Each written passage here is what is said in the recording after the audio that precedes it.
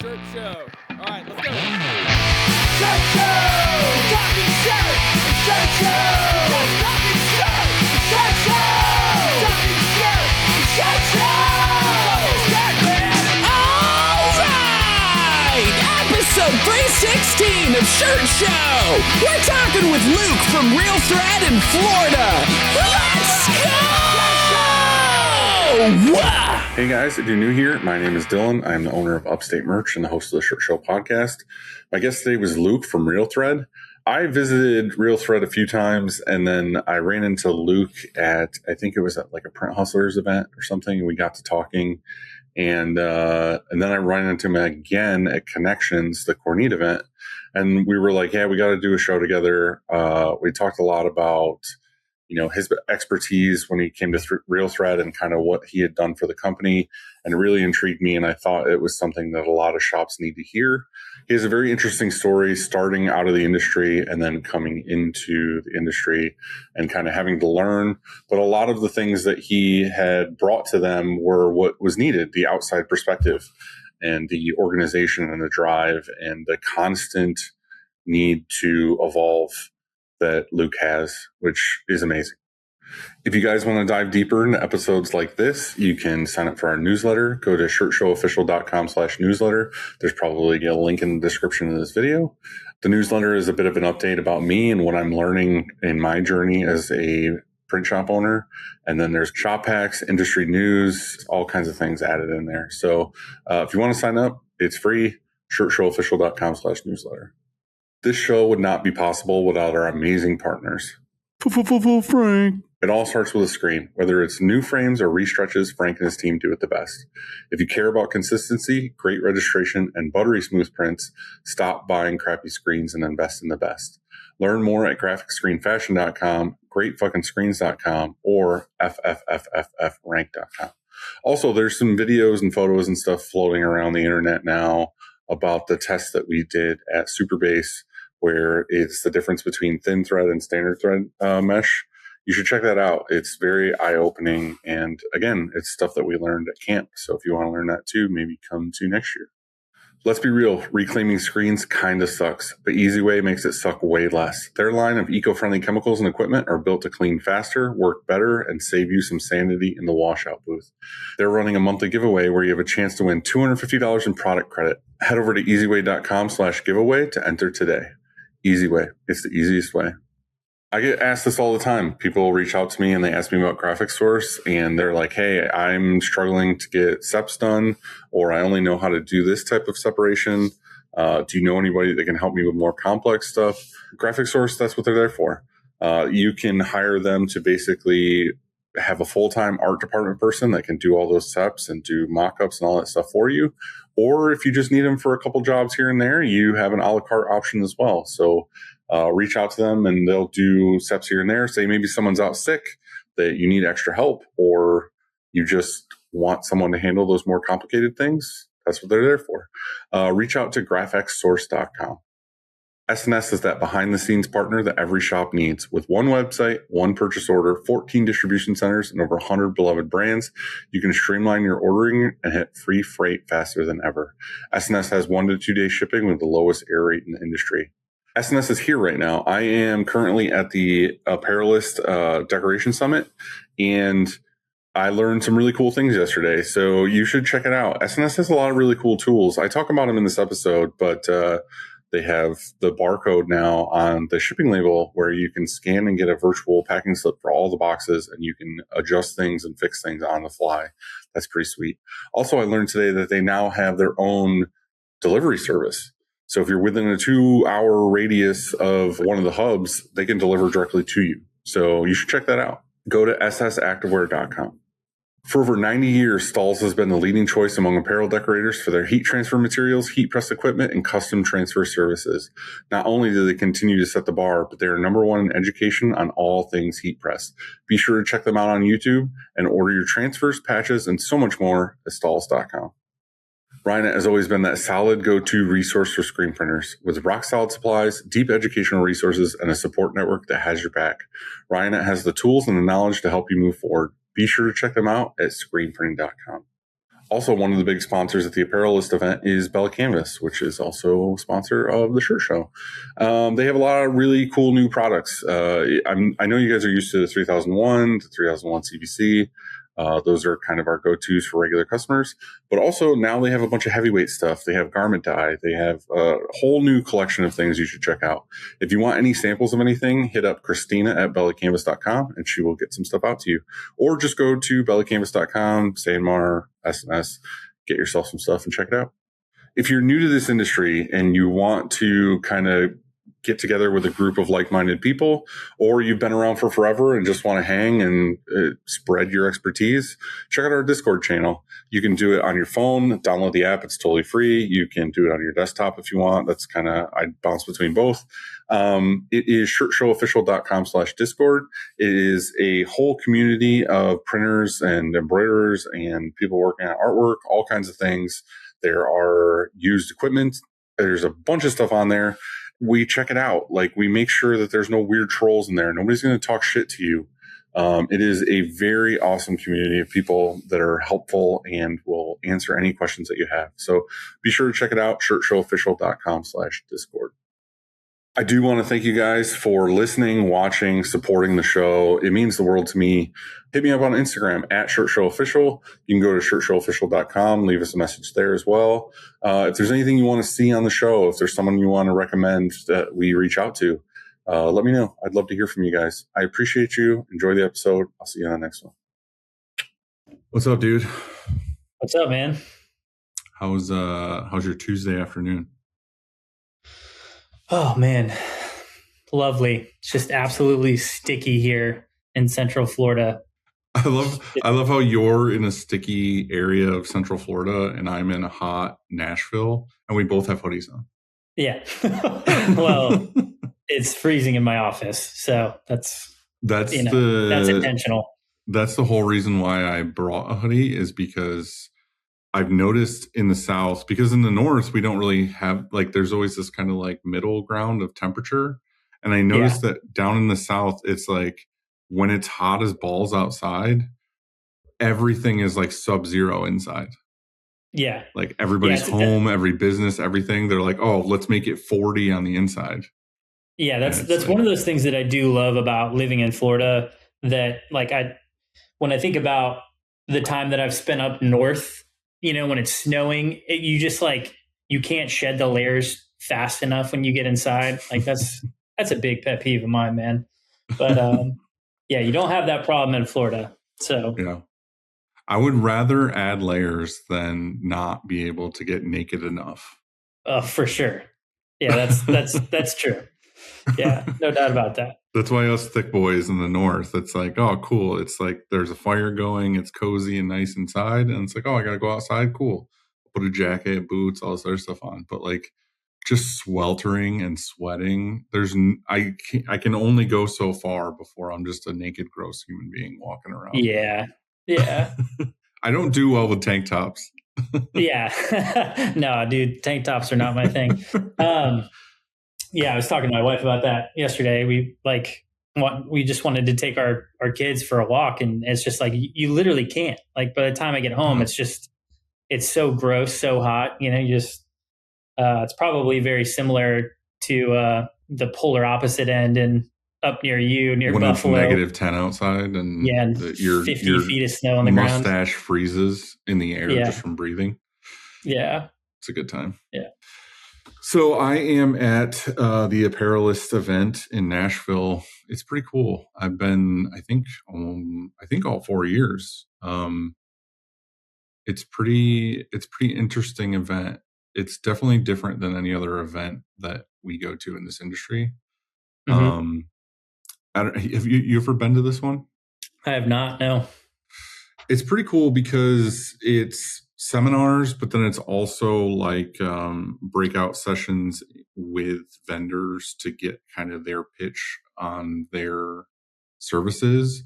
But it's cool because like if you look at it from the outside, you're like, oh, I don't want to be pitched to like over and over again. But it's really cool to like learn things about companies you just kind of knew of slightly. And you're like, I'll never give them a shot or I'll never hear them out. But then like sitting down and hearing them out, you're like, oh my God, like they do stuff that I didn't even know, and oh, that would really benefit me or whatever. Something really sticking out to you from this visit? Yeah, like there was some stuff earlier that was really cool, and one of the seminars Culture Studio was talking about, Carlos was talking about, just like, and I know we all know this, but again, it's just like reaffirming, like, especially when you're thinking about things on your own shop and your own, what's going on. And he was just like, there's all these contract decorators and stuff that like we work with and whatever. And it's like, we never get a call from them being like, hey, do you have more work for us? Or like, is there more that we can do for you? And he's like, that's what we all need to be doing to our customers. It's just being like, hey, like, I know you order other shit, or like you need other things. We just never ask. We just like wait for the thing that we normally do for you. Yeah. But like, why aren't you just, it takes 2 seconds to ask, be like, oh, we also do postcards. We also do banners. We also do stickers, like all these other things. And like, oh, I didn't know. I just order those from, Sticker Giant or whatever else it is. And it's like, oh, well, we can do that too. Again, it's one of those things, like it's already top of mind for me, because like my whole thing over the last like year and a half has been like, how do I find ways to get more business from the customers that I already have, instead of going out and just like busting ass trying to get new people and like win over their trust, when I already have like a long list of people that we already work with. So that was kind of cool. And then Christina had written a note on one of my pieces of paper, like literally for you, like to ask in this interview. And I'll wait on that one just because it ties more into like what you do. But I did just have one of the meetings that I had was with SNS, and they were talking about just all the new technology that they're offering. And some of that stuff was pretty cool. Again, like I hope I can share it or whatever, but I don't see why not. But the barcode on all the shipping labels, I thought that was amazing. I think maybe we talked about that when I was at your place. We talked about that. That's really cool. So like every shipping label has a barcode on it where you can scan it, and it's like a virtual packing slip. And if you're missing anything out of the box, you can write that in there, like say something that it's missing, and they'll go ahead and send you a replacement. So that was cool. I already knew about that. But then they were also talking about they're about to roll out, or they already have, like they're basically their own, almost like Amazon, where Amazon has their own trucks now instead of like using UPS or something else. Yeah. Like SNS is going to have that within like a 2-hour radius of like each facility where they can deliver product to you directly. Yep. And I was like, that actually kicked in for us last week. It started, man. It's incredible. Yeah. They show up at our door every day at 8 a.m. and, have everything that we ordered. The funny thing is he looked right at me, and we were talking about it, and I asked questions about it, and I was just like, I think I'm like on the cusp of being too far away. You know what I mean? Like I'm pretty far from like, whatever, the PA or the Massachusetts warehouse, but it would be so sweet to be within that range to just like rely on them to be like, oh, they're going to deliver. I don't have to wait for UPS's. Maybe we'll deliver, maybe we won't situation. Yeah. So that was pretty sweet. That's a huge deal. Yeah. For those of us who are in range. Oh yeah, for sure. Especially with you. You guys have a distro, it's not that far, right? Yeah, but I mean, we have an Orlando facility and a Fort Worth facility. Both have SNS within range. Yeah. So that's pretty sick. Pretty sweet. Yeah, that's awesome. Yeah. But other than that, I mean, there was a bunch of other little nuggets, but it's just a really cool event. So I would say to anybody who wants to reach out to Apparelist next year around this time, and come. It's a good time.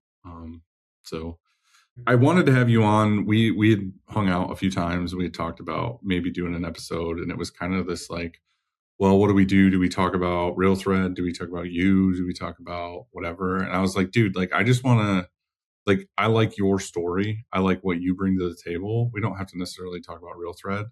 It's just more, I think what you do is important, and a lot of shops kind of like overlook that step because they might not be at that level yet, or they might not know that it's necessary. And that leads into the note that like Christina had for me today, because Adrian from Printing United just did a seminar like literally 20 minutes ago. I'm in the hotel room, so I just like ran up here to do this with you. But it said increase profit by hiring an outsider. So Adrian's whole thing was like basically like, we're all in this all day. We're doing the thing. Or like if I was to hire a manager or somebody to say production manager or office manager or whatever, if I hire within my industry, they're just going to come in with the same eyes that I already have. Yeah. But if you hire an outsider, say like you coming from like Publix to screen printing, you're going to come in with totally fresh eyes and be like, well, why the fuck do you guys do it this way? Like, why does this happen this way? You know what I mean? It's like, Yeah. oh, we never even thought about that. Like, why would we think about that? That's not how screen printers do this. And it's like, yeah. Well, it doesn't mean that's not a thing. Like, there's no screen printing playbook on like how you do these things. It's just logistics and, you know, all these other things. So I kind of want to get your backstory first off of like where you come from and your expertise at your other career before this. Yeah. So, I mean, kind of funny. I think I've met so many people in our industry who got their start in our industry from being in a band.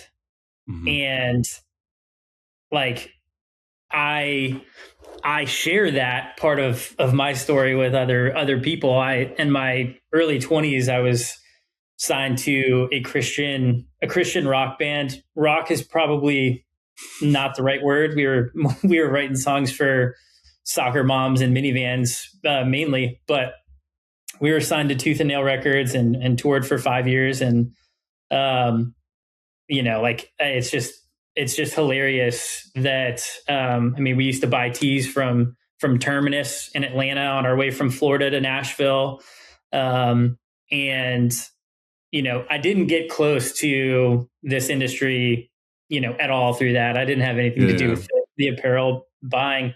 I do think it's funny though, because it helps me relate to people within our industry. And I just think it's a funny full circle that like, that's where I started. This is where I've ended up. But there was just this big gap in between. The answer there is, what instrument did you play? I was a drummer. Okay. Yeah. Then you would never buy the merch. It's always the bass player, because it's the person with the least amount to do. That orders the merch. I was the drummer, and you were too busy packing up all of your stuff at every venue. You didn't have that instant like, oh, I'm done. You didn't have that like vocalist or bass player where you just like set your shit down and walk away. I was definitely the trailer packer for sure. Exactly. But yeah, I mean, after doing that, like through my mid 20s, ended up getting married. And you know, just, I remember our manager telling us like, don't get married. It's going to be the end of the band. You know, no one gets married to sleep alone. And we're all like, whatever, you know, 6 months later, everybody quit, like, because everyone got married within like a 9-month period. And we all kind of wanted to be off the road. And I had been working at Publix since I was 17. So when I would come off of the road, you know, we'd go on tour for 4 or 5 weeks. I'd be home for a week or two. I'd go and I would work at Publix just kind of part-time. My brother worked there for a long time, so he kind of had an in. And after I left the band, I just kind of went all in on Publix. Publix has a long time been like rated one of the best places to work. I obviously had experience there and had a lot of good connections. What were you doing there as like because I have had jobs like that where it's a big enough company where you're just like, hey, I got to go do this thing for like a month and a half. I'll be back. And they're like, all right, we'll wait. It's like not a big deal. Yeah. I had a really cool manager at our local Publix that would just let me come in and work on the overnight crew whenever I was in town. And when people hear like, working overnights, oh, that must have been terrible, dude. It was so much fun. Like the store's closed, there's no customers, it's just you.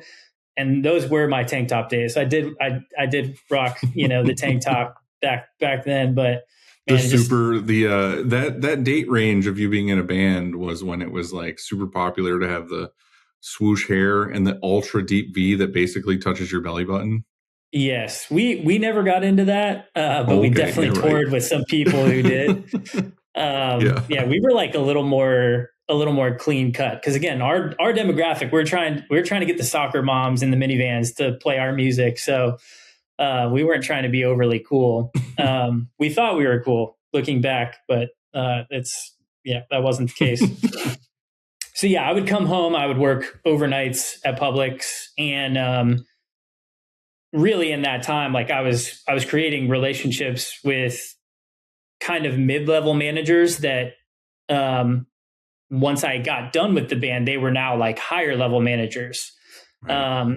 And so when I got done with the band and I kind of came back to Publix and I was like, I want to give this thing a go. I think the relationships I built in that time when I was really, working hard, I didn't have to work at that point, but I enjoyed it. And it was good to have something to do. And so, yeah, it just set me up to kind of climb the ladder pretty quickly. Got promoted twice within a year. So I was essentially an assistant grocery manager. So in that part, like the grocery department in Publix is basically from like aisle 2 to aisle, it's everything in the center of the store.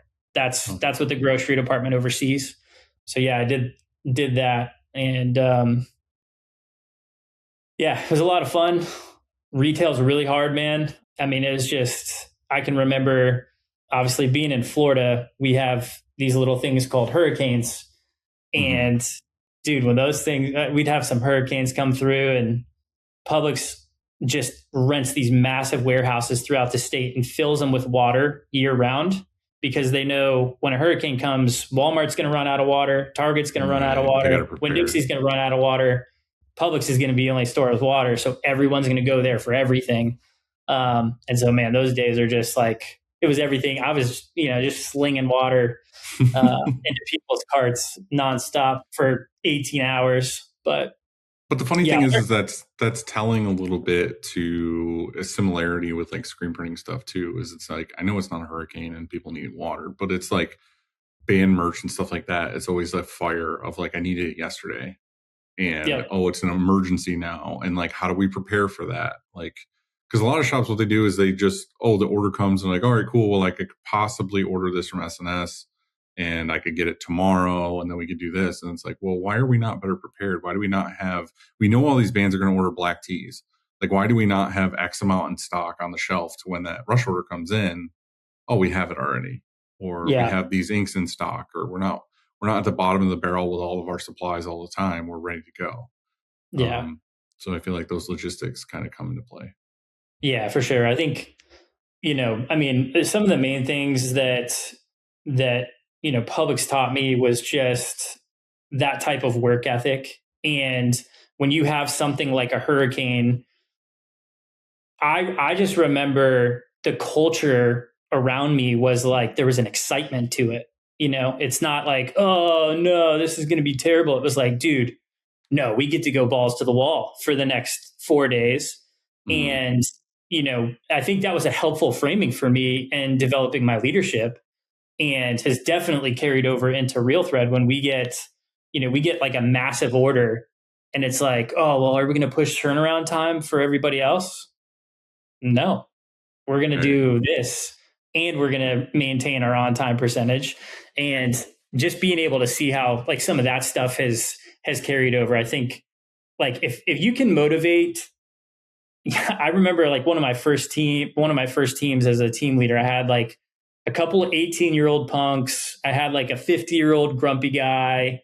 I had a 40-year-old guy who actually couldn't read. I'm not sure how he did what he did, but it's just like this collection of people that are coming in at midnight. And if you can motivate a bunch of people to stock cereal at midnight and to do it while really hustling, you could probably motivate anybody. So I think too, especially for the listeners, like you're I feel like selling yourself short a little bit on the Publix thing, because there was more to it than just walking in and being in charge of people. Like you probably had, like, what were some other things that you were doing there, or things that you were planning or forecasting, or things that basically got you to when you got to Real Thread, you already had experience in these matters. Because when I came and saw you and visited, you had this whiteboard and you had all these things laid out and you were very detailed and you're very planning and you're forecasting and all these other things. Like, you don't just manage some people to stock shelves and then have that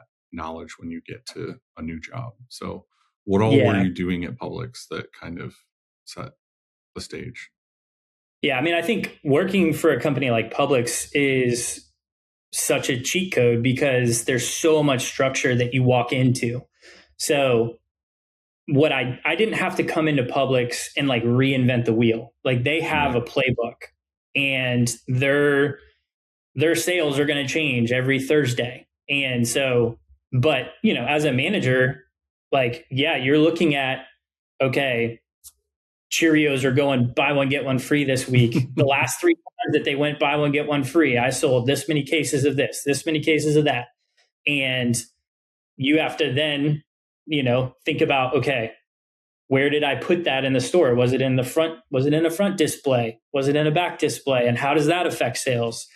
There's all of those things of like placement, forecasting, all of that stuff was a huge part of the job, like without a doubt.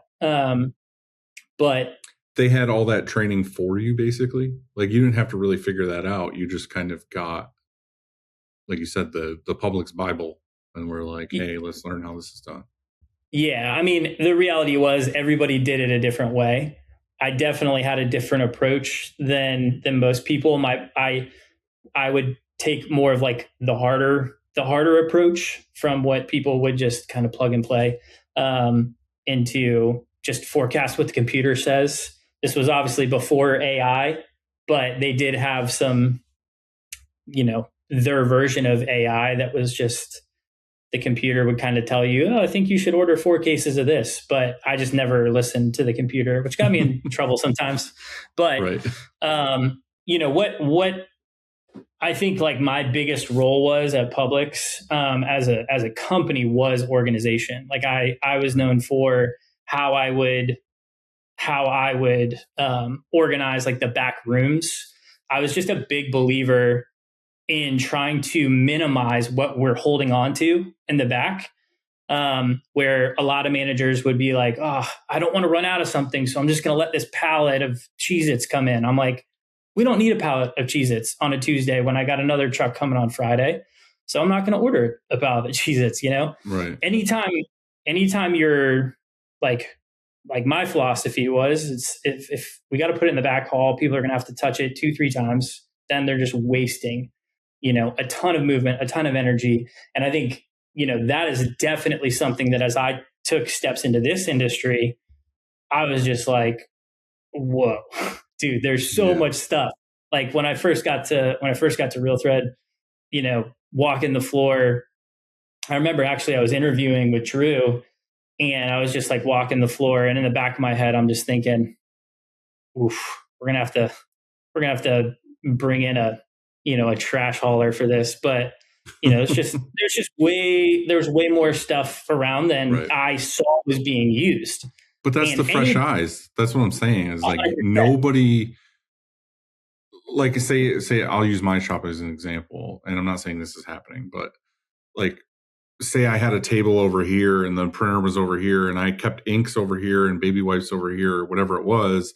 Like when they come in and get trained and hired and they walk over here to grab this, but then go back over there to get that thing, and they do that whole process, they might never question it because that's just how it's done. Yeah. Like that's how Tim trained me and this other thing or whatever. It's like, that's just how we do it. But then you come in and where you're like, why the hell are you making 4 stops to get this thing when, why don't you just put all this heat? Like, it's more like the lean manufacturing thing of like, well, it takes 2 steps and all the products are here and this is what you need.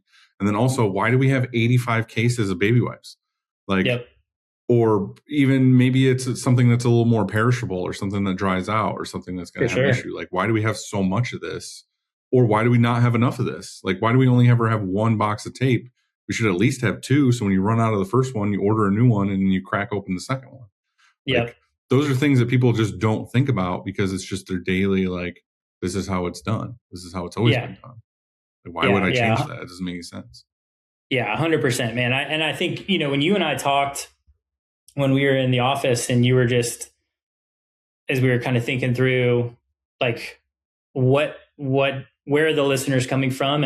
And, you know, I think one of the things we talked about is when you walk into a situation like that and there's just this seemingly massive mountain to climb, where do you start?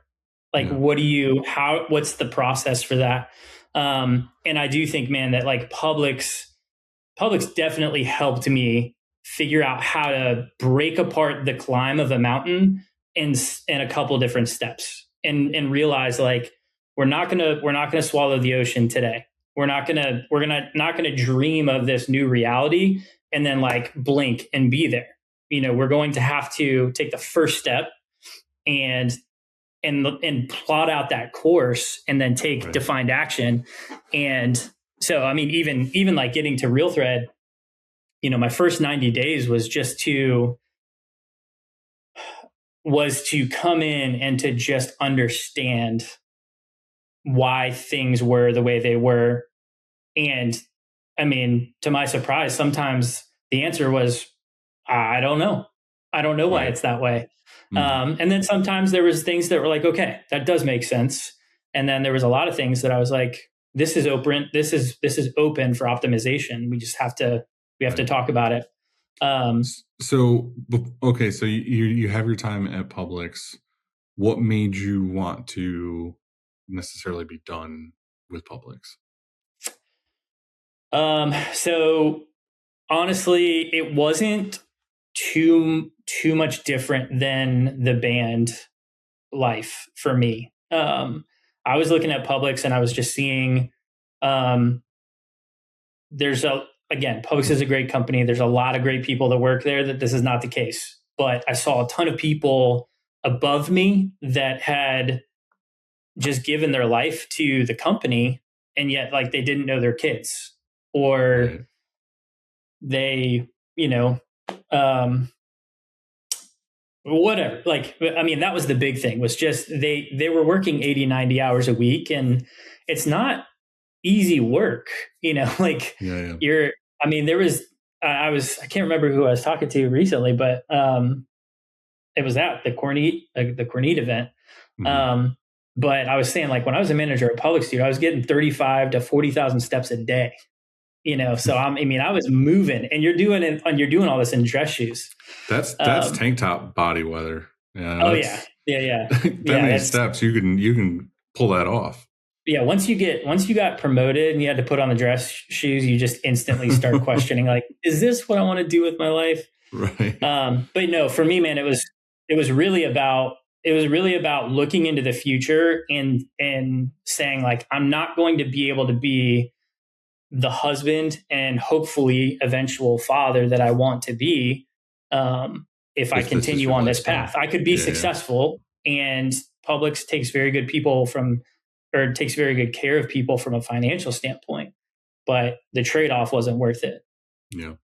So I guess this boils down to too, is like the role that you have at Real Thread isn't necessarily I don't want to say this in a negative way. It's not necessarily something everybody looks for to have, or that's I don't want to say necessity, because they could have just ran without you and done things. It wouldn't have 100%. Been sufficient. They would have lost money. They would have had issues, but it's doable. So what was Drew thinking when it was like, I need to hire somebody for this role? Like you had to have learned that later, but you know, like in order for him to have the position that you wanted to have, what was the bottleneck that he was having in the thought process that he was having? Yeah. So, I mean, when I took this role, Real Thread was in a spot where production couldn't keep up with sales. So we were at a point where we were having to turn away rush orders, and we had just kind of like gone over our skis a little bit. And so at that point, kind of late 2021, there was a huge, like a massive project that was kind of in the middle of being done when I accepted the role. But, you know, within the interview process, Drew was like, dude, we we want to create a yesable capacity. That's kind of, that was his words, was we want to create a capacity that can bow and flex up, and we don't want to turn away orders, like, ever. Yeah. And you know, man, as a business owner, like that should be rule 101, you know? Right. And so, you know, just talking through that with him, I was pretty sure that I saw opportunity within just kind of the current management structure seemed a little inefficient. And, you know, I'll be the first to say, man, the success that I've experienced at Real Thread is, and not only at Real Thread, dude, at Publix, everywhere I've gone, I've had an incredible team. And,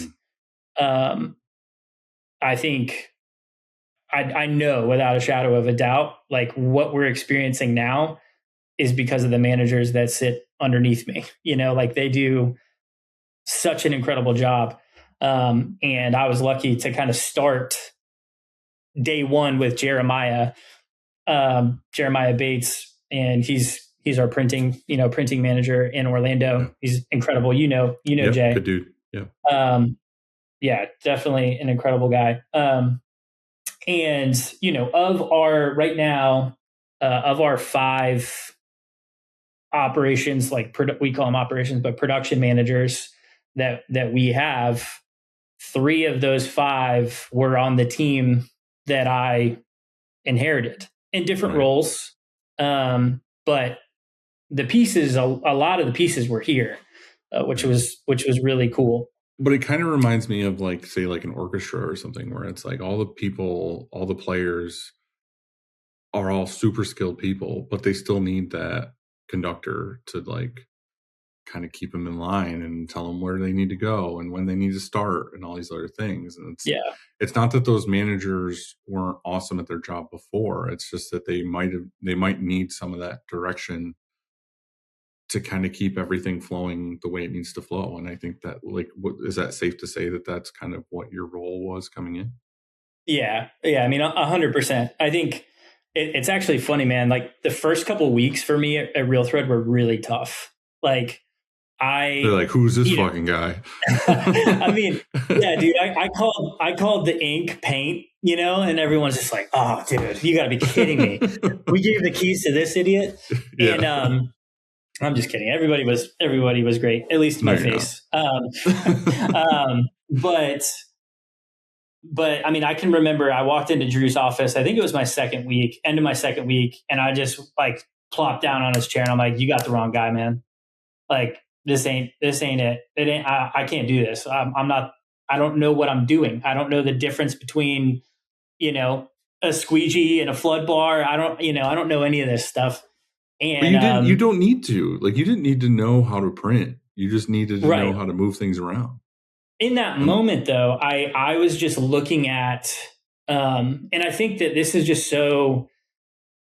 It was a pivotal point for me, and I think I've had many pivotal points since. But man, as a leader, it's so easy to be insecure by what you don't know, and like, by not being the smartest person in the room, by not being the most technical person in the room, it can, you know, actually cause you to, like, lower the ceiling on your own potential, because you just kind of, like, stick your head in the sand out of insecurity. And I think it's so easy for all of us to have our identity wrapped up in, you know, the significance we draw from our job. And I remember in that moment, I was telling Drew, like, yeah, dude, you got the wrong guy. You messed up. I think I'm just going to go do something. I don't know what I'm going to do, but I can't do this. And he looked at me. He was like, if I needed a production guy, I would have hired a production guy. You said you wanted to lead people. Go lead people. And it was like this revelation, like, oh, I can do that. Like, that's the thing. Sounds like a moment where he, like, fades into the darkness after he says that. Just like, yeah, dude. It was just a one-liner and then walks away. It was a pivotal moment for me, man, because it was that realization that, yeah, dude, I don't need to be the smartest person. Like I just need to do what I've done elsewhere, and that's Right. to help empower people, equip people to do what they do, and get out of the freaking way, man. Yeah. I think that's the core of it. But also an important part of that, and I don't know, I'm guessing, is like, did Drew just kind of trust you to figure these things out? Like, it seems like that would be a position where if you hired somebody and just micromanaged the shit out of them, it wouldn't do you any good. Yeah. Like, it seems like you said, like the first X amount of time, like you kind of just observed and like saw things. Like, instead of someone being like, oh, I just hired from someone from this role, why are you not doing anything immediately? Like, why are we not better already? It's like, oh, I need to like assess the situation. I need to figure this out. I need to plan some things, like forecast, whatever. Yeah. Like, was that the case where he kind of just let you like do your thing? Or was there a lot of like meetings and collabs and everything else? No, not a ton. That's one thing that I absolutely love about working alongside Drew. You know, like, I mean, I feel very much like we're, together in this, and I feel like he's just given total trust and freedom. And for me, like, my realization is that trust is one of the biggest motivators in the world for me personally. Right. I agree with that, yeah. And so he, like, more than like a pat on the back or attaboy, like, dude, just giving me trust and influence and kind of giving the freedom to fail. Like, I never felt the pressure of like, man, if I make a wrong call here, I'm going to get eaten up for it. Like, I think Drew's very much somebody who he would much rather like tell someone to like pull back the reins a little bit than try to kick them in the butt and say, run. But, I'd like to think, man, just the approach I took with being eager to learn first and not try to just bring in this Publix knowledge, which may or may not translate to what we're trying to do here at Real Thread. I mean, one of the things that I did when I first got here was I had a one-on-one with every person in the organization in the first 90 days. And it was just like, it was diagnostic questions. Like, what's your favorite part about working here? What's something that if you were CEO for a day, like, what's something that you feel like you would address? And just tried to like get a lay of the land. And man, dude, the information I got from people like catchers, like in those first interviews really set me up for a successful first year. One, I think we don't do that enough as leaders, is like engage all parts of our organizations. Well, you're also gaining their trust because they feel heard. Exactly. And seen. Like, if you just came in and were like, oh, I'm another guy in an office telling me what to do and he doesn't give a shit about what I say or think, then I'm not going to buy in.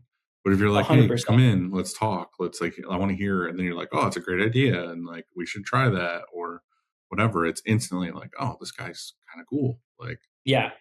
And what I love about that is, one, I think it's really, really easy as leaders, especially leaders at the top of an organization, to be so like your own mind becomes an echo chamber for your own thoughts. And so your own thoughts kind of get a higher weight and value than other people's. And I mean, when you invite that much perspective into your pool, you quickly learn how little you actually know. Like, there is just so much more. There's so many different angles to look at the same problem. And inviting people who are at the lowest seat at the table in your organization and, to the people around you, there's just like this huge gap in perspective. But what you invite by asking for a catcher's opinion, like, you could be shocked. Definitely there's a ton of it that's not usable or not super helpful. Yeah, but in those instances too, I feel like there's a lot. It depends on the employee personality. Like sometimes there's people who say you are at the end of the dryer and you're told to do this and you do it day in and day out. You have ideas or you have like a thought of like, well, what if I got another table and put it over here? What if I had a fan here or if I had a tablet here or whatever it is? They just don't feel confident enough to tell management or tell the owner or Yep. whatever of like, what would be more beneficial here is if we had this thing and it would make me 25% more efficient or whatever it is. Sometimes they just don't say anything because they don't feel like it's a confident idea. Like, oh, I'm going to go in there and they're going to shoot me down and they're going to be like, this idiot thinks me another table. Like, that's, man, some people will tell you straight up, be like, hey, I need a fucking table. Like, this is what I need. Right. But a lot of times I'm finding out is they just don't say anything. Yeah. And I mean, some of that's because we don't do a good job as leaders to make ourselves feel or even be accessible. And I think so what probably worked for me in tandem in those first 90 days was again, it's my first 90 days. I don't know what the hell I'm doing. I don't even know how to use sales. We use Salesforce for everything, front and back end, all aspects. I had no idea what I was doing. And so it's not like I had a ton of valuable stuff to fill my time with anyway, outside of the one-on-ones and just observing. And so dude, I got a trash can, a scraper and Goo Gone. And I went through the facility and I took up all of the QC partial stickers that were stuck on the floor for probably 15 years, and, that was a project. And then there was this corner that was it was chaos. There was just 15 pallets of crap and trash. And I took 2 days and I just went through all that. And so you have all these people who are looking over and they're seeing, the new VP in a cutoff, sweating his balls off, just throwing away stuff and trying to organize and make things better. And, I think I actually remember one of our guys who's been here the longest. I remember him coming up to me in my first week. I was scraping, there's literally sweat just dripping off my face onto the floor. And he was like, hey man, I just want you to know, I see you, and it was yeah, dude, thank you. And then I noticed when I have a one-on-one with him, it's not like this awkward, right. I'm trying to pull information. There's already a little bit of a connection there. And so I think it's really, really important from a leadership standpoint. That's been a battle for print shops for forever, is the whole office versus production. Yep. Again, in Florida, it's a little different. In New York, but it's always office is up there, cushy, sitting in their chair and air conditioning, and they're drinking coffee and they're chit chatting or whatever. And there's no air conditioning out here, and we're doing manual labor and we're doing all this other stuff. And it's even if the people like each other, there's still this well, you have it this way and I don't have it this way. So I think you going out there and literally dripping sweat on the floor and doing more of a manual task or whatever, it makes them be oh, he's part of the club too. It's easy. It's more approachable. It's more he's willing to do these things that he didn't necessarily have to do, but it makes our workspace cleaner, makes our space more accessible, all these other things. So yeah. And that was definitely Publix 101. As a manager at Publix, nothing can be beneath you. You're going to clean toilets sometimes, and you're going to have to be okay with that. But I just think that that's a bit of a lost art in leadership. And it's not valuable for your time to be cleaning toilets on a weekly basis at Upstate. Right. But I also don't think it should be beneath you. There's going to be those times where, for us as leaders to be out front and do something that sucks that we don't want to do, it shows the team that we're in it. But also, I think, as a side note on that, I'm not saying this to sound humble or whatever, but we are in a spot right now where we have a machine down and we have to clean screens manually or whatever. And, we had a really busy week and we didn't really find a lot of time to like clean screens and whatever. And we were backed up a little bit. So this weekend before I came to Nashville, like I went in on Sunday and for a couple hours, I just like manually cleaned screens. Well, I didn't really say anything. I just kind of went in and did it. I figured that when I was gone, they would see the couple racks that I had filled and they would coat and it would help them and it would just like push them forward. Again, to you, it's like you said, like cleaning toilets or whatever else. But in doing so too, like even though I don't have to clean screens, I just wanted to do it to like help and improve, like help the shop in a situation.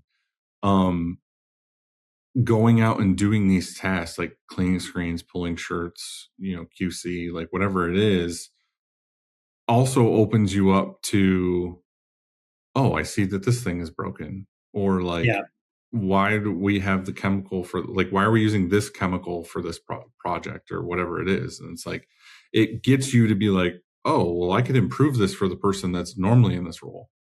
Like, yeah, they might not want to come to me and say this, but I know like, oh, this person would benefit from a fan right here, or new spray bottles, or more scrub brushes, or whatever it is. Like, oh, or I heard, I'm always the one who's like going to seminars and doing podcasts with other printers. I'm like, oh, I learned there's a better way to do this thing.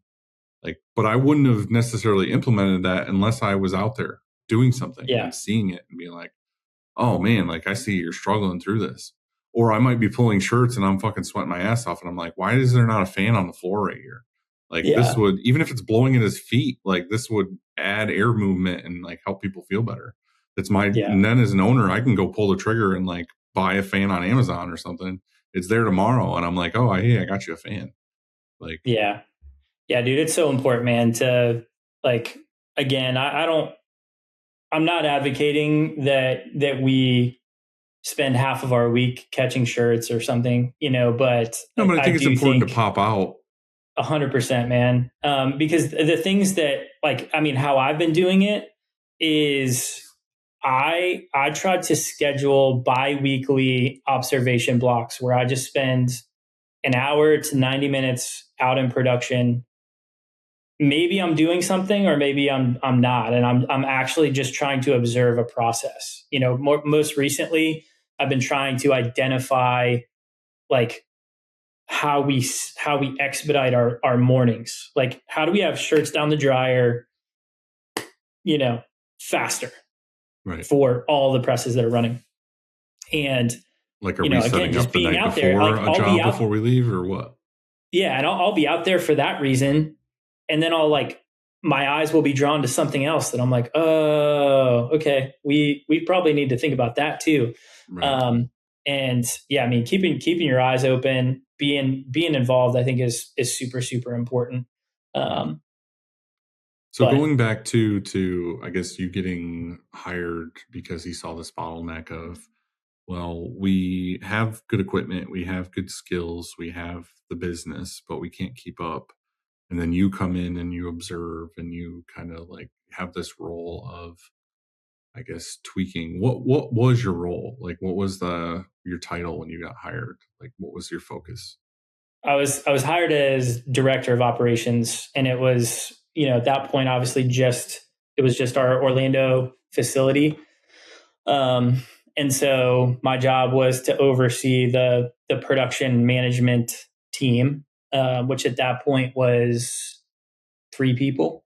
Kind of had like a printing manager, which was Jeremiah, and then a pre-production manager, and then a logistics manager. And so, my job was to come in there, but then I think ultimately try to build this yesable capacity. And well, what were some of the things that you had kind of tweaked, I guess within the first 6 months or something, that made some actual difference of, oh, this is where this can go? Yeah. I think, the first, like I kind of already outlined, man, the first 90 days was just learning. Anytime you're going into a new role, I think that is the most important thing, is to just understand the foundation that you're trying to build off of. There might be parts of the foundation that need rebuilt, and you're not going to know that unless you come in with humble eyes and ears to just kind of see get the lay of the land. Right. And so largely the first 90 days, that was it. And So that what was, I was so doing, step one in this process is just observe, learn, absorb as Yep. much as you can. But what Yep. what do you think is step two once you kind of got a little bit of a grasp? Yeah, to me, man, it is all about people. It's all about getting the right people in the right seats. And largely, man, I would say the after that first 90 days, you're building trust with the people that are underneath you. Like, you can't do anything if there's not trust. And I think that there's a point where you either have to make the hard decision. Like, if there's people on your team that don't trust you and they're not gonna row with you in the boat, then they gotta go. I was very fortunate. That seems like that's got to be part of the process too. Like, if you have to, it's not like you're going to walk into this situation or get hired for this position if there isn't something that needs fixing or whatever. Like, part of that has to be evaluating the team and being like, is this person necessary? Are they a fit for this company? Are they toxic? Yep. Are they a team player? I'm guessing there was some of that you had to kind of... A ton, man. I think the best work that we did in our first year was just, we refined our team big time. There was a lot of people on our staff that were not on our staff at the end of year one.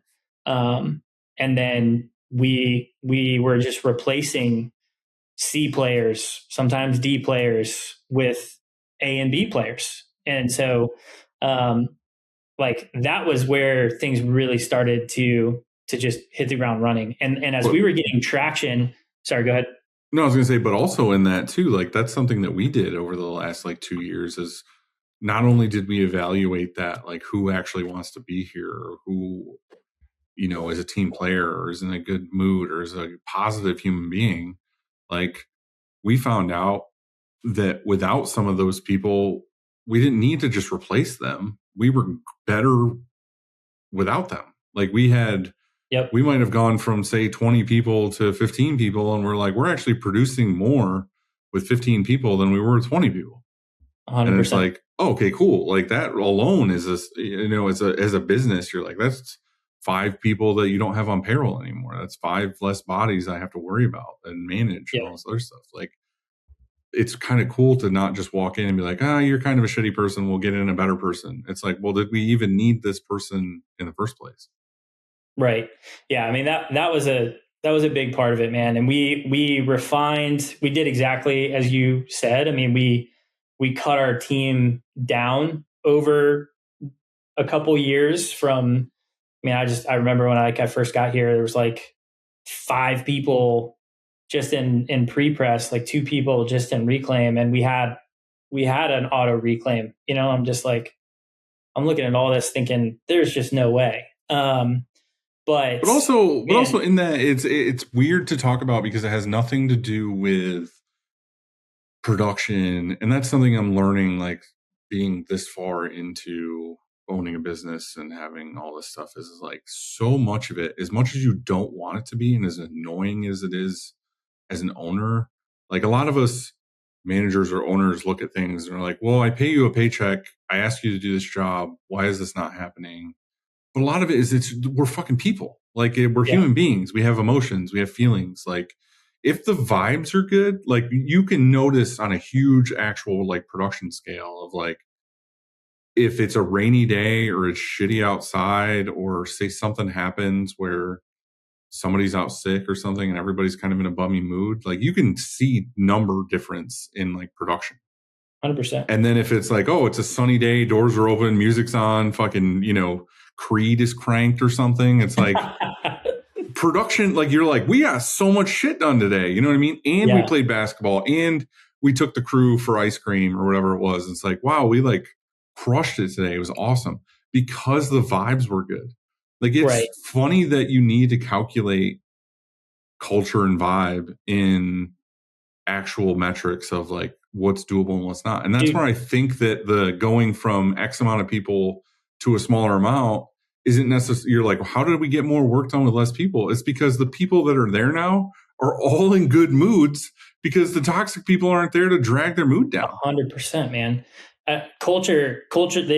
I don't know who coined this, but it's been so true in my experience. Culture eats strategy for breakfast. Like, culture is one of the most important things, and it's one of the main driving factors to, what you kind of walked through when you came here. I mean, like, one of the things that you commented on when you came to our shop is one of my favorite compliments is how clean it was.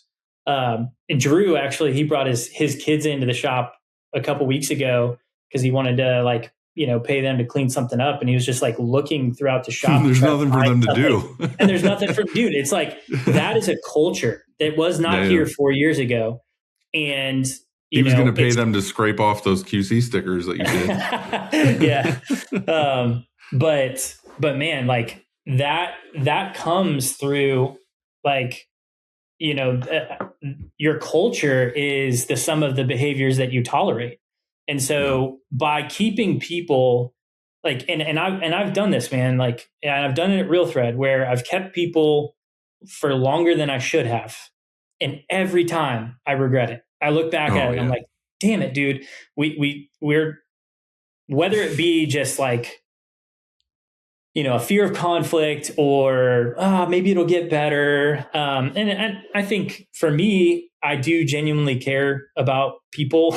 And so it's not like I had to take myself out of the equation. Like, I literally, I knew time and time again, I was getting myself in trouble by keeping the toxic person on because I knew them in a outside of work manner, or I didn't want to let them go because I knew it would like screw with their life and like, where else are they going to work? How else are they going to get whatever? And it's like, you want to say that's not my problem, but I wouldn't be able to sleep. I would have night sweats, like thinking about like letting go of this person. And it got to the point where my team was suffering and like all these other things were happening. I just had to come clean with management and be like, guys, like, I can't fucking do this. Like, I'm admitting to you, hiring, firing, whatever, not my strong suit. I just need to let it go. I need it to not be my thing.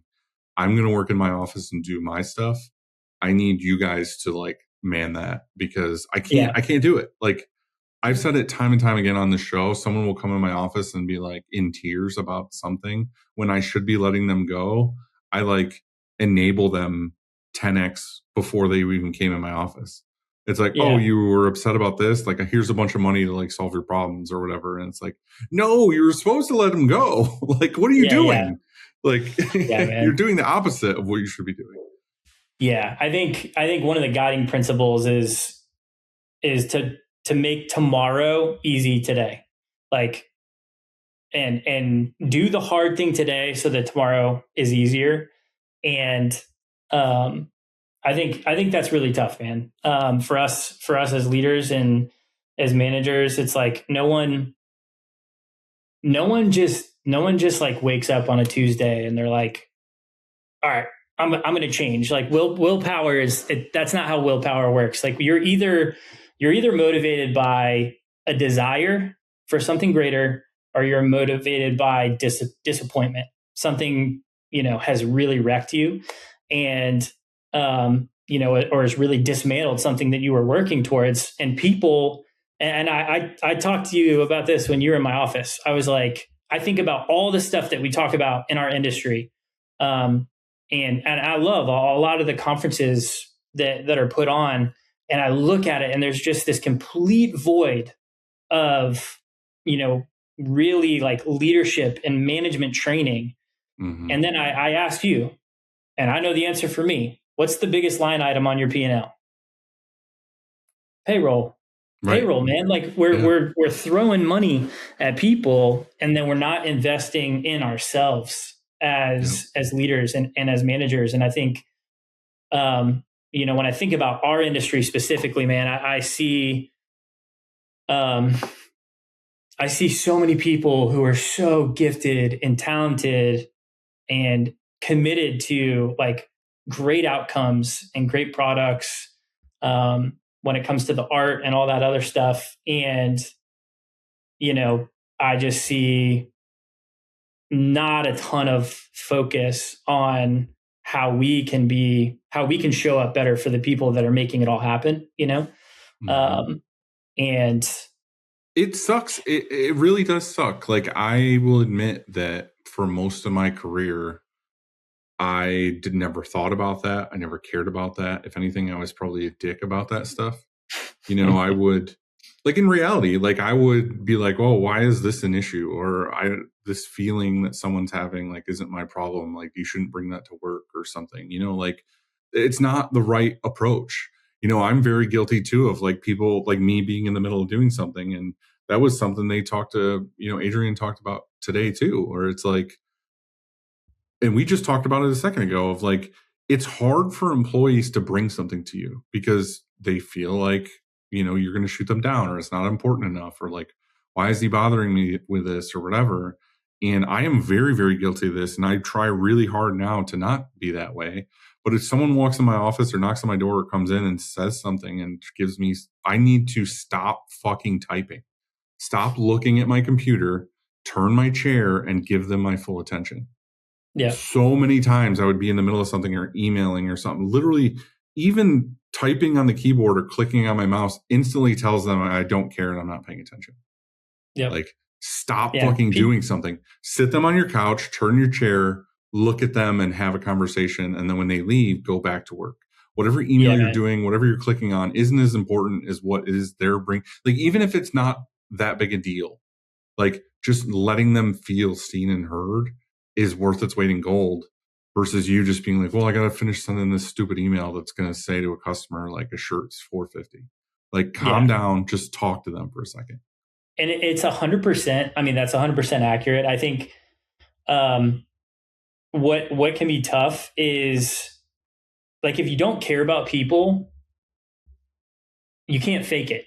People smell that. Like, they'll smell it from a mile away.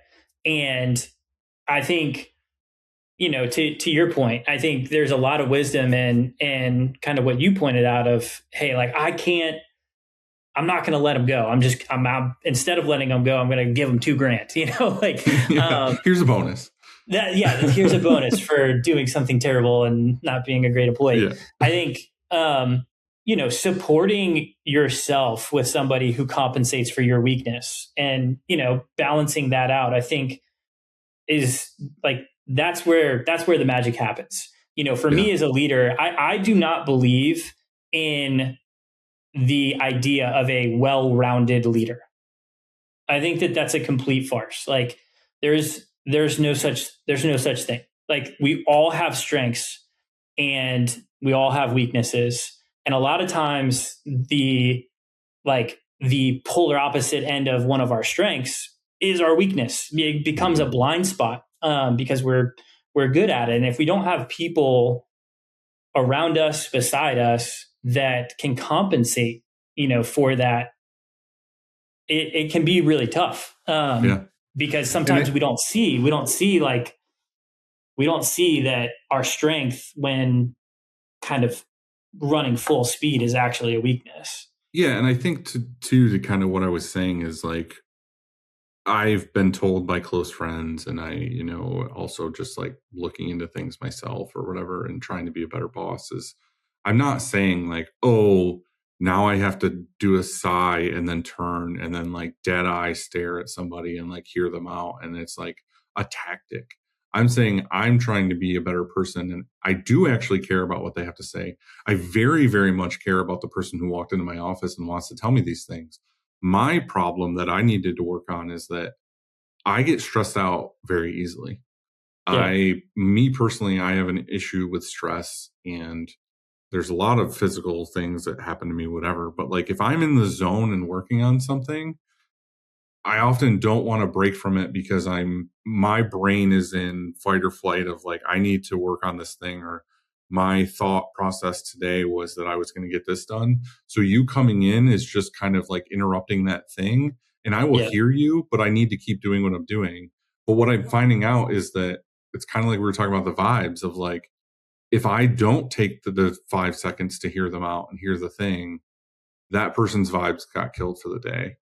And that's also affecting the company. And then that turns into this big spiral of then they get into a bad mood. And then that makes the other people in a bad mood. And it's like this whole thing when really I care about them and I want to hear about what they have to say.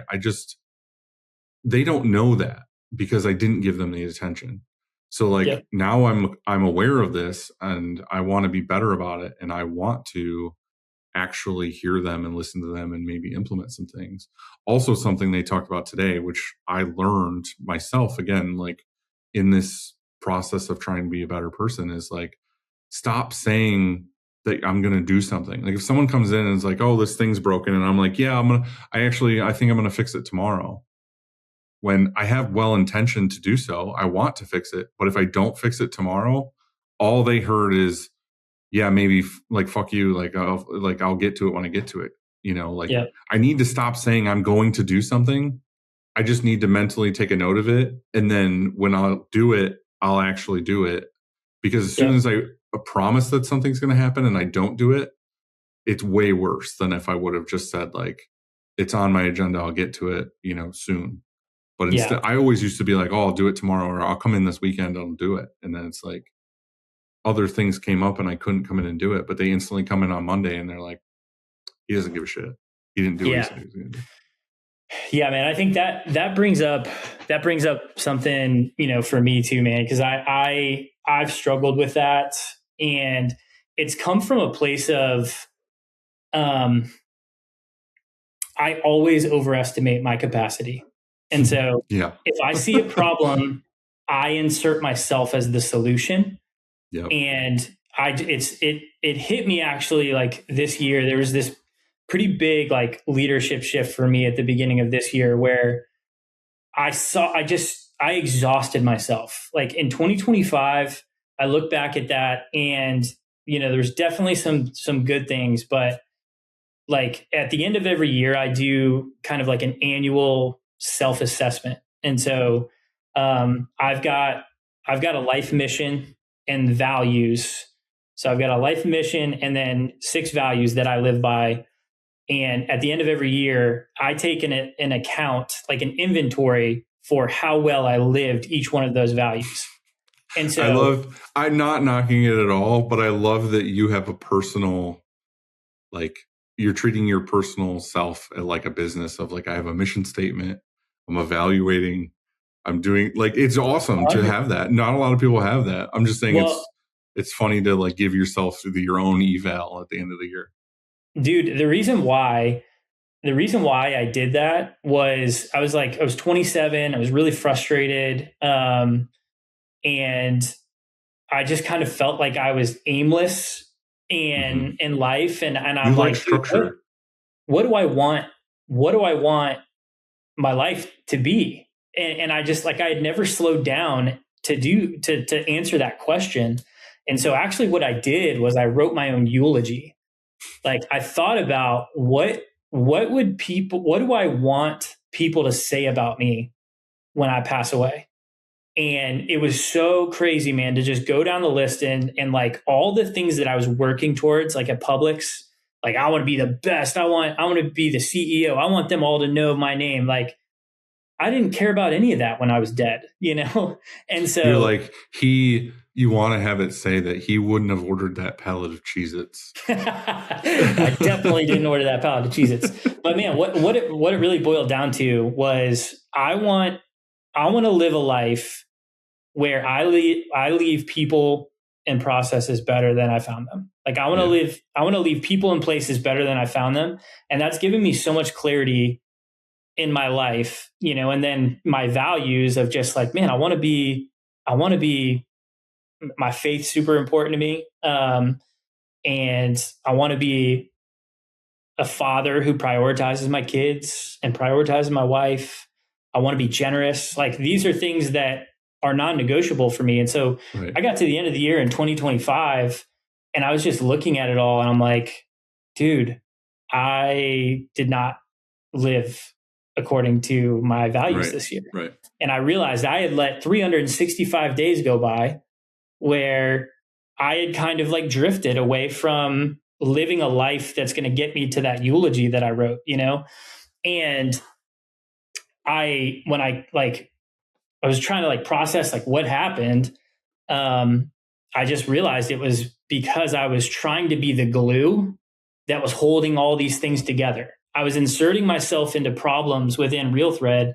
I stepped into sales for 9 months because we didn't have a leader there. So I was running production. I'm running sales. So I like take on all the account managers. And I mean, dude, it was just like I was doing so many things and doing none of them really well. And what ended up happening was there was some culture leakage, out of my production manager's team where they weren't feeling supported or heard or seen anymore. Again, I'm not doing a great job on the sales side, pushing progress there. And so, it just kind of became this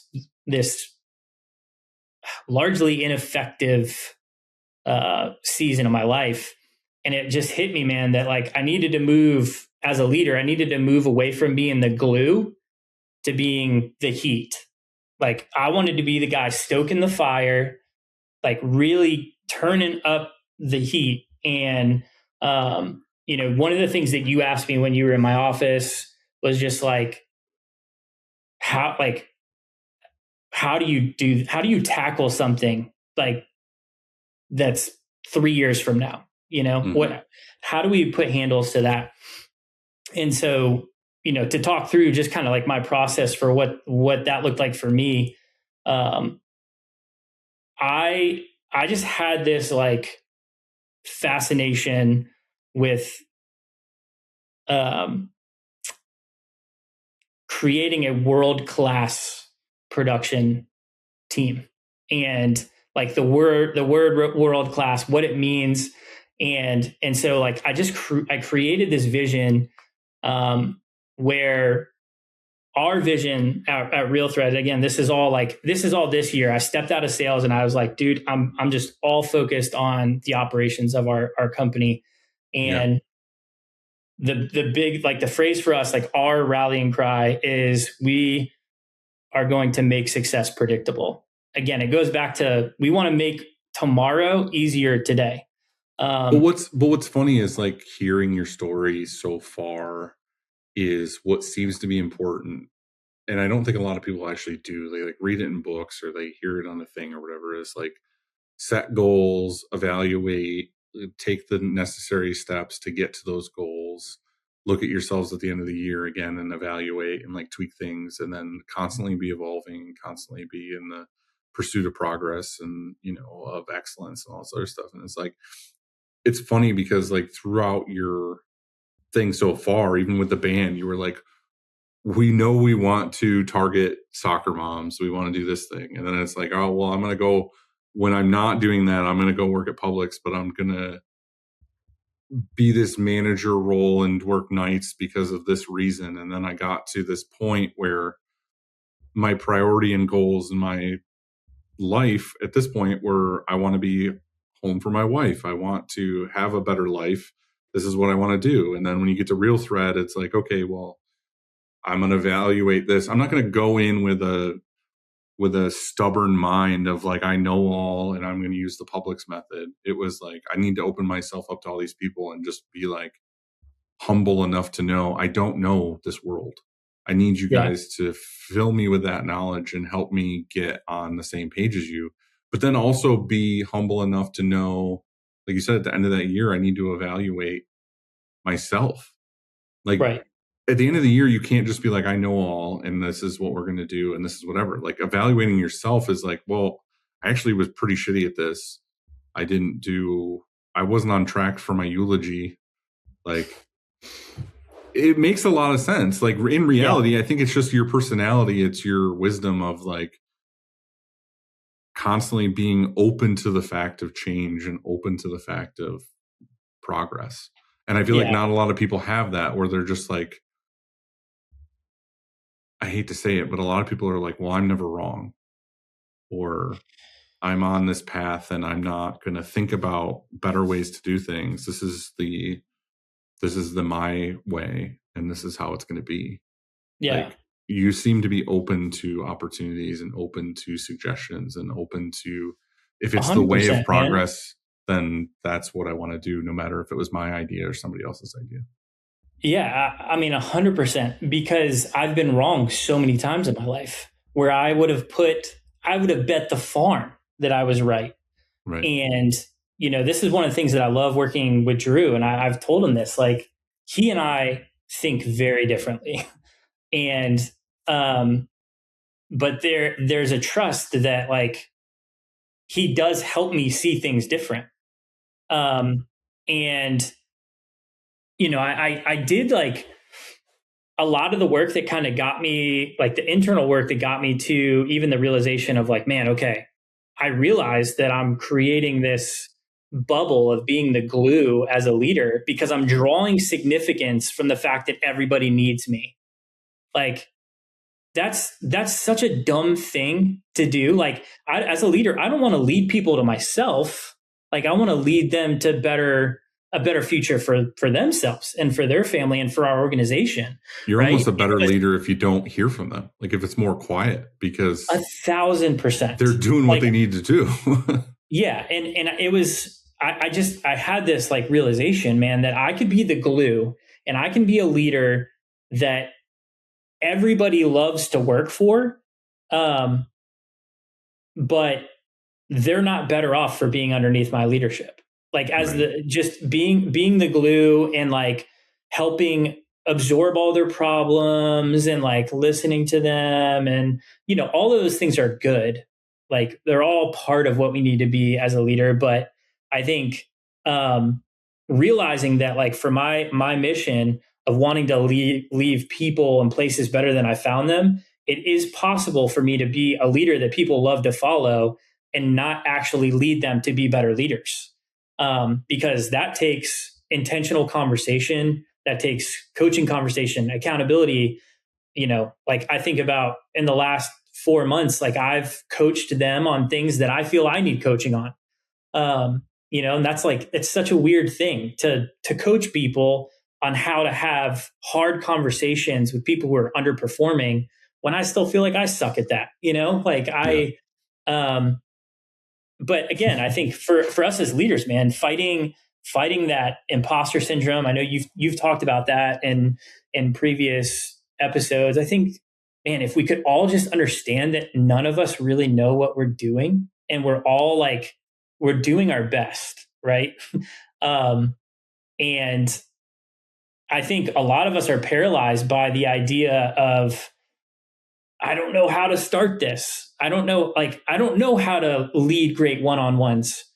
It's like, that's such a flawed way of thinking, because it's almost insinuating that there is a perfect way to do it, that there's more information out there for you to be, it's like, dude, the best way to learn is to cut your teeth, make mistakes, and grow from it. I think there's two things that I've learned over the last couple of years. I keep saying the last couple of years, but to me, I feel like my life changed and pivoted once, I got divorced and had to kind of like figure myself out again and like whatever. And I think between the business and my personal life and all these other things, I really had to evaluate. I always talk about being at the bottom, like of a well or bottom of a hole or something. And like, I got myself there, but I need to figure out, why did I end up there?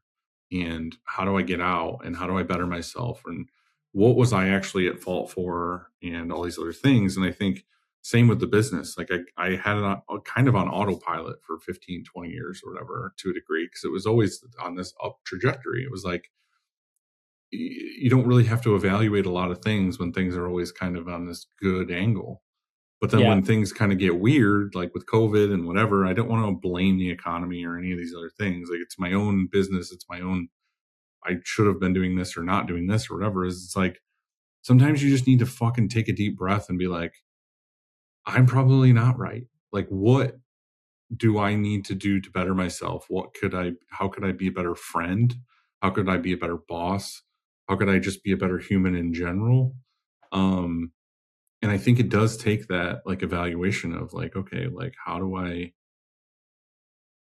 like, every single day of like, should I be doing this? Should I be eating this way? Should I get more sleep? Should I listen to my friends? Should I take criticism? Should I, invest money differently? Should I stop? Like look at all these metrics, look at all these numbers, and just evaluate yourself always. Yeah. And I think that's just what it takes. So yeah, dude, I think, I mean, that's a part of that annual review. I mean, one of the things that I had kind of noted to like talk through was kind of our process for tackling things is to dream it, to plan it, to do it, and then review it. Well, I think that could be step 3 in this process. So step 1 was evaluate, learn, look. Step 2 was to look at your team and kind of get it to where you have your ultimate dream team, or at least you're on the way there. And step 3 is kind of what you're talking about now, I guess, right? Yeah. 100%. Like, I think if you don't have the right people in the right seat, like your culture is going to be not what it could be. And again, culture is going to eat strategy for breakfast any day of the week. Like that has to be priority 1. Whether you have a team of 4 people, whether you have a team of 100 people, like people are essential. And we have to make sure that we're getting the right people in the right seats. And then, yeah, man, once you have the right people to get moving, it's, you have to work to identify, there's a book called The Goal, and it's the whole premise of the book is once you solve for one bottleneck in your business, another one appears. Like there's always a bottleneck. Never ends. That's the punishment of owning a business, is that you need to realize it's literally never going to end. You're never going to get it to where I can sit back. It's never the case. There's always something new. Yeah, it's never going to end. But once we have that team, man, for us it was, all right, let's sit down and let's picture like what we want this thing to be.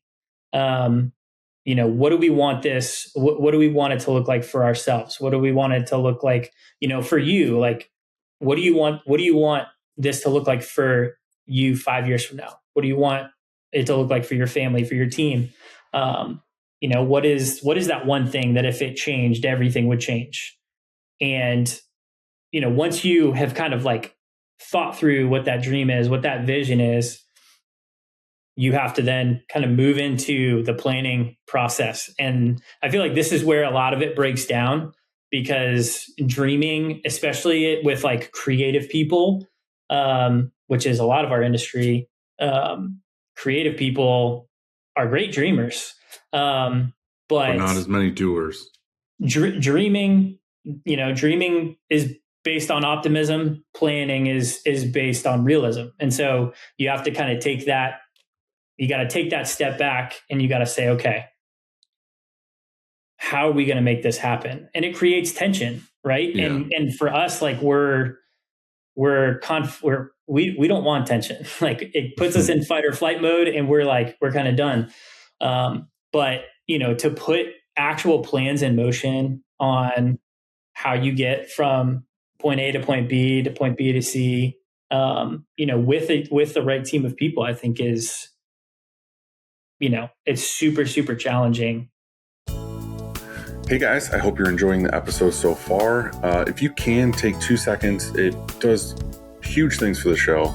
Please just hit like. I know you're watching this, you're looking at me right now. It takes 2 seconds. It's totally free for you. It helps me out a lot.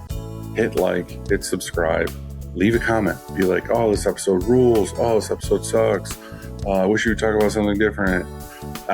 Something. Just let us know how you feel. It would be great. If you leave a comment, add shirt to the end of your comment, and I will pick a random person from the comments list, and I will send you some goodies. So if you could do that for me, that would be great. It helps the show a lot. Enjoy the rest of the episode. Thanks, guys. So for you, in a practical sense, when you get to this stage, is it now more proof of concept and sitting down with Drew and being like, where do we need to be? What do you want this to look like? We figured out the team, we figured out bottlenecks. We need to start putting some plans into place. And is that now when you two are kind of working together more, or is this because you can't be making plans for the company necessarily without talking Man, to them and seeing where they want to go, right? yeah, I mean, we set the course as like a leadership, like as an executive team. So I know where we want to be as a company, but it's my role to own the outcome when it comes to production. Like when it comes Right. to the get work done part of our business. Um, I really feel like Drew has empowered myself and the management team to own those outcomes. And so I, again, I think there's a tremendous amount of trust from Drew to us, to get the right things done and to do them the right way. So there's alignment like at the executive level, but a lot of that is handed down, just to me and my team. I mean, I do think for us, we have flipped this script.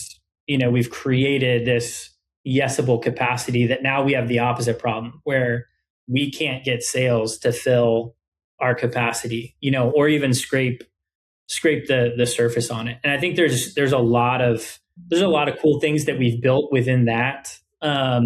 From we look at capacity utilization on a weekly basis, and we have percentages based on how much of our orders are printing early, which is a really true gauge of how our schedule health is.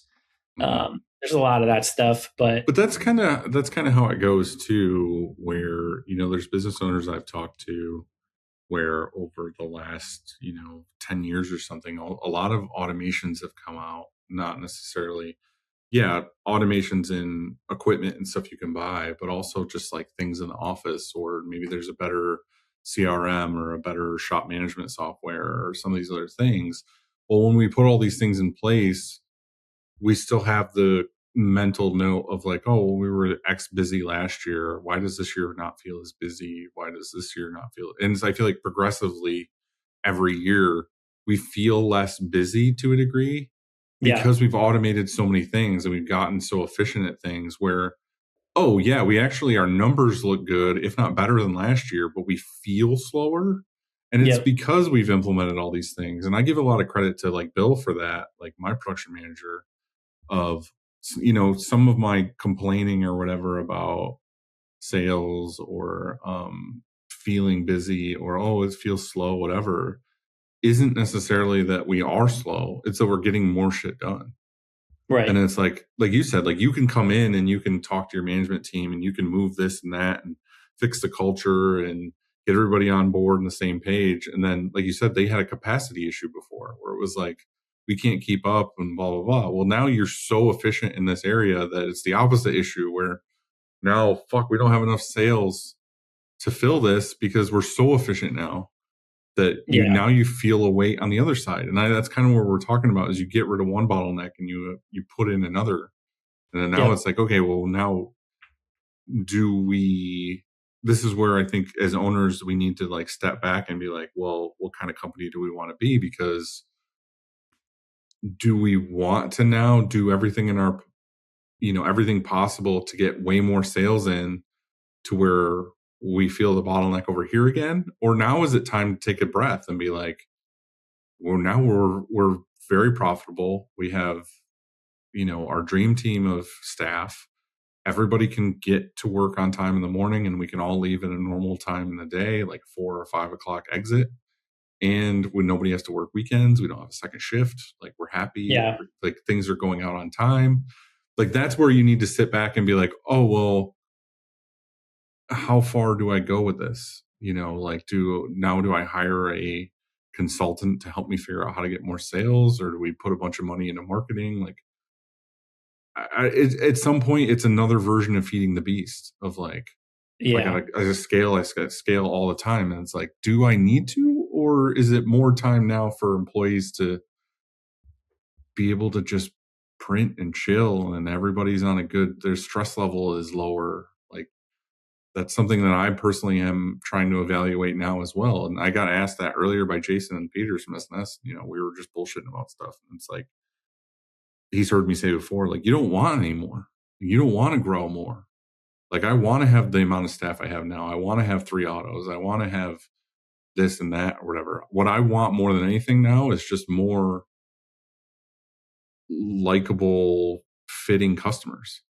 Yeah. Like, I would like to have some better clients that we have a better relationship with, that we can spend more time with, that we can grow with, instead of just like random orders of like, oh, we hear from this person once every 6 months or a year or 2 years or something. Like, that's my focus now, is I just want cooler, better clients that we want to work with, than to just be like, oh, I gotta get more sales now to feed this, and then I'm gonna get 3 more presses to keep up with sales, and then eventually you end up with 20 autos and 200 employees and no hair. Like, yeah, man, I think it's I think it all comes down to, I mean, everybody's gonna have a different set of priorities. You know, I think for us and the season that we're in, like, we're hungry to grow. You know, because I think to some extent we've built this like capacity up. And, you know, I think the idea that really excites me is you've got people on both sides of the business where, like, my job in ops is to make your job in sales, like, feel like you got the bottleneck on you, right? And just that, like, because that's the competitor in me, is like, I want to grow. The problem with the company isn't my side now, it's your side. You know, like, you need to step it up. Yeah, I think, you know, but there's absolutely nothing wrong with, you know, being really happy with where you are from a revenue standpoint and wanting to refine your customer base. I think part of that is, by refining your customer base, you're also making yourself more profitable as you're getting those customers that you really want to be doing business with. I think for me, you know, and for our team, even right now, like, again, like, our production capacity is not the bottleneck at Real Thread, but our focus is still on this internal drive to make success predictable. Like, because there is going to be a day when the script is going to flip on us, and, you know, 4 huge orders are going to hit at the same time, and we're going to be ready. Like, we're not going to get caught with our pants down. And, you know, part of what I think is so, you know, 2 of the things that I don't know if we talked about this when we were together, but, you know, 2 of the things that I think are game changers in pushing progress and, like, keeping out of that kind of like complacent stagnation that can happen when you're just on autopilot. You know, as a leader, again, and this kind of goes back to my transition earlier this year from going to the glue to the heat. It was like, all right, I need consistent and focused one-on-one time with these guys. And one of my big pet peeves from 2025 was a little bit of like this victim mentality that started growing within, you know, myself and our team, of just like, oh, this is out of my control. What do we do about this? I'm guilty. I'm 100% guilty of that. That's what I'm trying to say, is like, that's something I've learned about myself over these last couple of years, is I was like, oh, like, the world's this way and it's not our fault and it's everybody's thing and whatever. And it's like, yeah, but dude, like, part of it's on me. Like, 100. Yeah. Why am I not being more hungry? Why am I not leaning out on things? Why am I not figuring out the next thing or pivoting? Instead, I'm just sitting here being like, oh, it's slow. Blah. Like, no, fucking get up and do something. Like, that's kind of where I'm at now, is like, things are good right now. And I did pivot because I had to with certain things, but it's like, that's the reality, as I was just being like, oh, it's not my fault. Like, no. Yeah. But I mean, dude, when you know, this is like, this has been huge for us. I think we kind of, along with that, I'm all about vision and values, you know, rethought that for even like our ops team. But our number one value is we own what we can control. So our vision, we're going to make success predictable. And then that number one value of how we're going to make success predictable is we own what we can control. And by like putting that before the team this year, it's completely changed how my team approaches work. And in our one-on-ones, so that's kind of like one of the things that changed is I moved to bi-weekly one-on-ones. For me, weekly has been like too much because my team couldn't get like traction or progress fast enough. Right. And then monthly was a little too disconnected. And so bi-weekly has kind of landed in a sweet spot for me. And in those one-on-ones, I've tried to just super strip it back and make it super simple on do a quick little personal check-in. And then the rest of it is all outcome driven. So the next 5 minutes, I want to know one win that you or your team has driven towards the priority that we set 2 weeks ago. Like, where is the win? Where is the progress? And then after they kind of get through that, we celebrate that, or we're like, hey, you said you were going to do this. Like, where was the breakdown? And then right on the heels of that, man, we instantly talk about what is one thing within your control over the next 2 weeks that you can push progress on. And what it's done is it's changed how they're approaching their day in, day out. Where I think before we were going in and we were just trying to manage the fires in the day to day. But now, like, they are looking with open eyes on what needs to be improved, and they're doing it proactively because they know they got to answer for it in 2 weeks. Yeah. And what has been so cool, man, over the last 6, but really like the last 4 months specifically, is so many things are like improving, and half of it's without my input or knowledge. Like, we'll just be in a team meeting and someone celebrates that we optimized this view in Salesforce, and I'm like, I had nothing to do with that. I don't even know what you're talking about. Can you fill me in? The cool part about that is that you feel good that you didn't have anything to do with it, but the reality is that you did have something to do with it, because without the push, without the check-ins, without the whatever, it probably wouldn't have happened, because they wouldn't have been motivated to make the changes, to make the tweaks, to get to where now that's the thing that's celebrated. Yeah, and I think too, a lot of it is getting the right people. It goes back to getting the right people in the right seats. Yeah. Like, if you're not a self-motivated, like, you're probably not going to do super well on my team. Like, I'm not a micromanager. I don't believe in micromanaging. I feel like for those of you guys listening that are micromanaging, you need to understand that you are completely derailing progress. Like, you are the ceiling. If you're micromanaging, you're stifling creativity. It's just not a way to scale and grow. But if you feel like you have to micromanage, the odds are you probably got someone in the wrong seat. At least that's what I've found in my experience. I feel like I'm a little too far to one way, where I don't want to micromanage, but maybe I don't manage enough. Yeah. Like, I think, okay, I'm over trusting sometimes. I feel like, okay, like, Yep.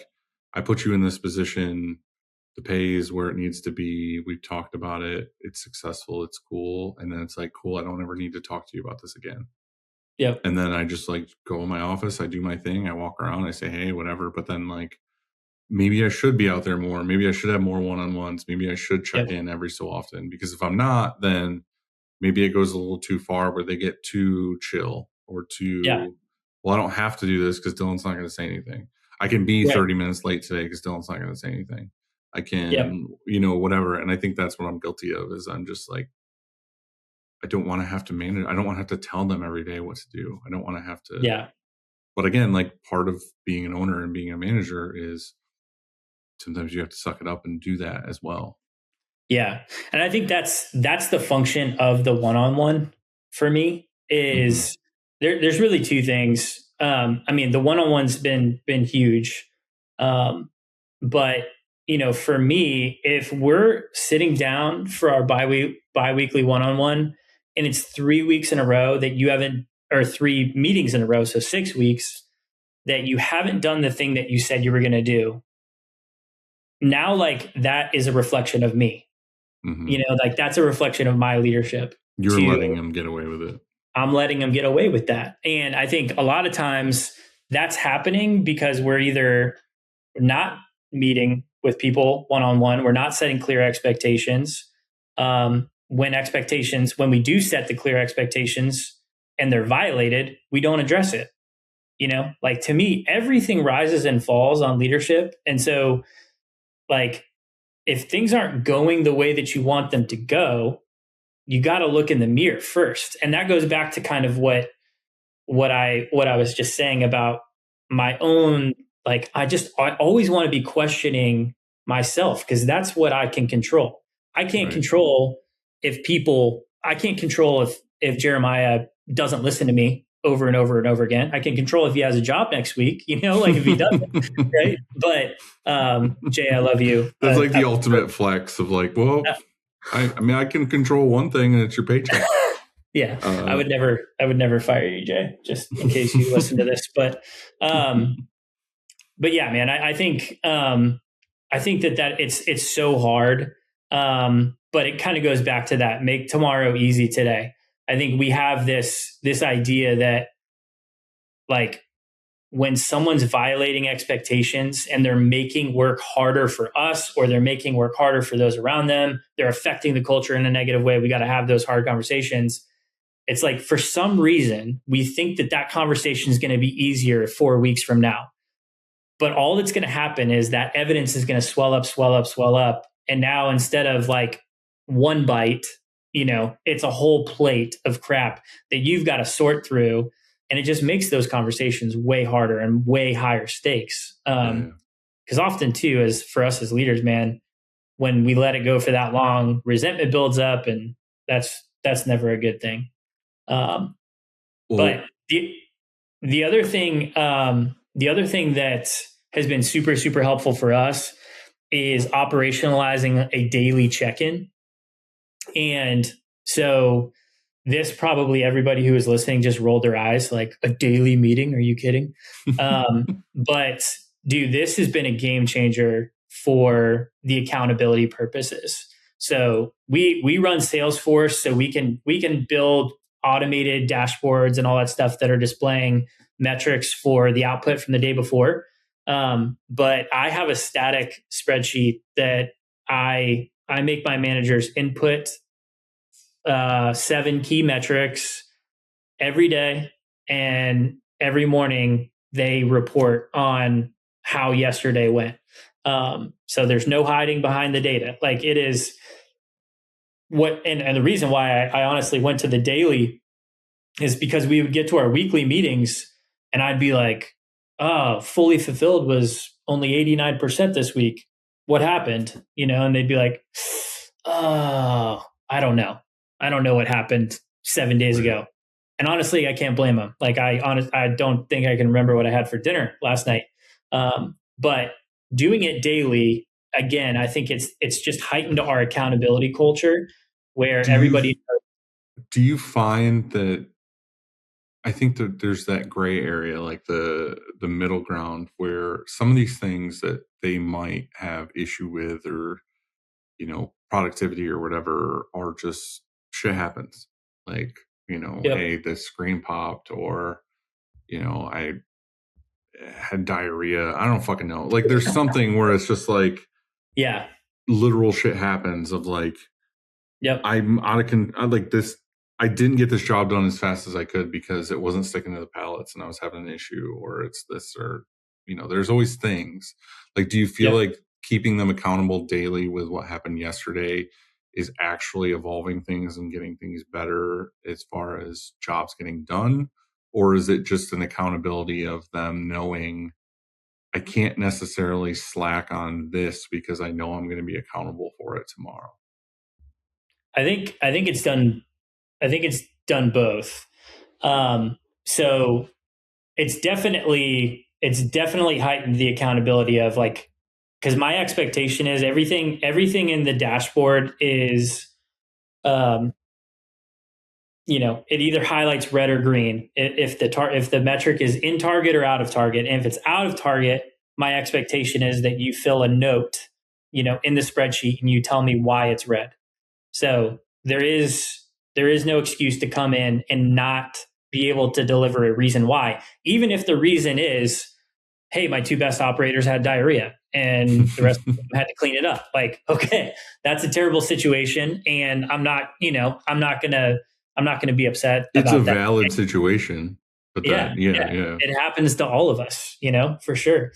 But and I would say that there's a lot of mornings where it's that exact thing. Like, yeah, we had an 8 screen set up and screen popped or ink dried in or whatever, but what we're doing in that time is that we're surfacing issues more quickly. Like, we're closing the feedback loop, because there's definitely things that get brought up that are like, okay, this is a system breakdown. Like, we've got to implement some things to keep this from happening in the future.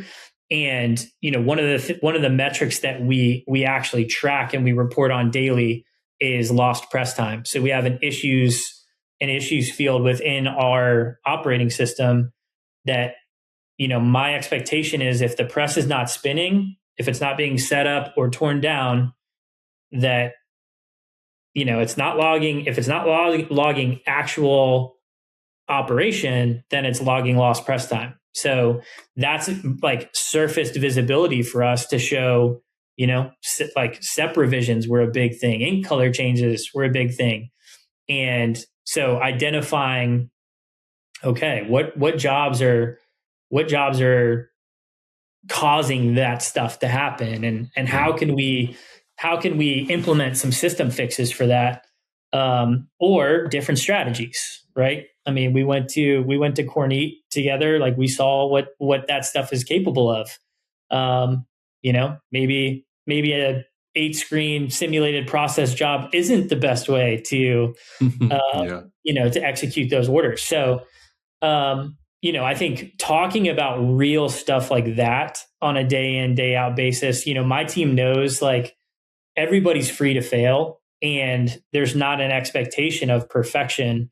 But there is an expectation for ownership. Like, if we had an operator burn a bunch of sleeves because they were under the flash too long, like, dude, it's my expectation that we pull those damages and that manager is talking with the entire press team and going over what happened, as an education piece. Like, it's right. not. We can't just sweep it under the rug and be like, yeah, Dylan happened. Made a stupid mistake, and those happen. It's like, no, okay, they do happen, but we've got to address it. We've got to coach people up. And again, so I think that daily check-in's been a huge win for us. And it sounded terrible. Everyone hated the idea when I first brought it to the table, but now it's like when I'm traveling or something like that, and I go to like cancel the invite, they're like, no, don't, keep it on there, like, so that we can stay connected. And obviously it's helpful too, just having 2 facilities staying connected, working together day in and day out. Is there anything else that you can think of that maybe would benefit, say, somebody else or another shop that you've kind of implemented? I mean, one thing that we didn't really talk about, I don't know if it's the same because it's been a while, but like when I walked in and was talking to you and like looked at your whiteboard, I was like, this motherfucker has like plans. Like, yeah. I know Christina asked you about the whiteboard, I think, but yeah. Is there anything on that that's like maybe a goal or a process that you think would be beneficial to just like other owners or managers in general? Yeah, I think, again, I like anything that I have, do, say, think, it's just regurgitated from someone way smarter than me. Like, I do read a lot. And, you know, one thing that I'll say is it's really hard to lead and pour into people if your cup is empty. Yeah. And so the one thing that I really advocate for to my leaders, to my managers is like, man, I want to do everything in my power to push you towards a better version of yourself, but like I cannot make that happen. Like you're only going to get out of this what you put into it. And so, you know, I do think that I'm very, very passionate about like self development and investing in myself. I haven't had a lot of great leaders in my life that I've like sat under and learned from. I've actually learned a lot more from like bad leaders that I can look and I can say, wow, I see myself in them in this aspect, and this is how it made me feel when they reacted this way. I don't want to do that, right? Yeah, but I think it takes a very mature kind of person to be able to see those things. And like you said, like I'm not coming up with these things on my own or whatever, but that's the reality is that nobody really is.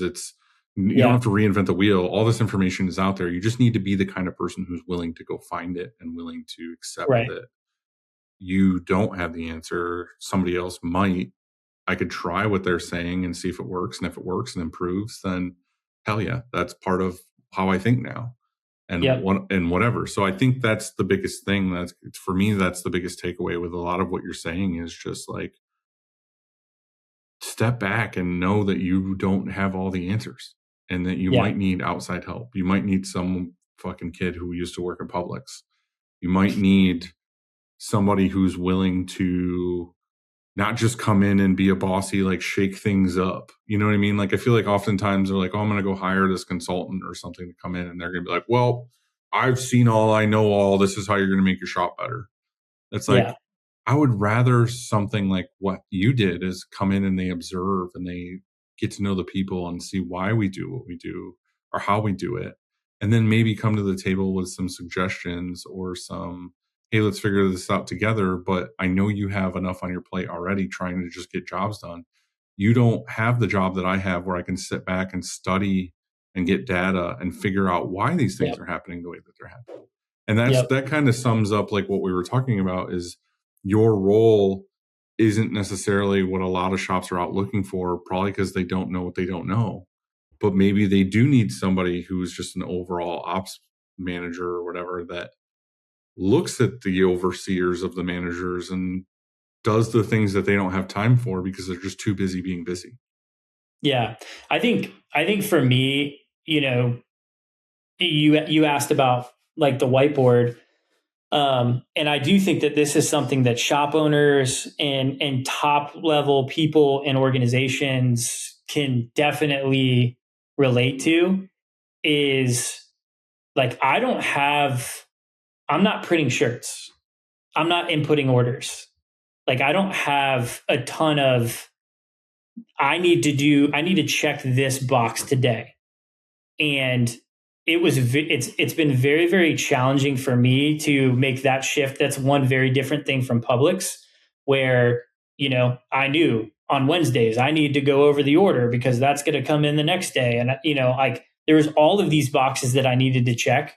Whereas in my role, so much of what I'm doing is long-term planning and people development. And so what I did on my whiteboard to try to help potentially if anyone's listening to this and they're just thinking like, what am I supposed to do in this? Like, I don't know what to do. I want to encourage you, like, you're not alone. It's so challenging to figure this out. And I don't think there's like a ton of like great content out there, but really just trying to understand, you know, your goals and all that stuff. I think it's James Clear from Atomic Habits. You don't rise to the level of your goals, you fall to the level of your systems.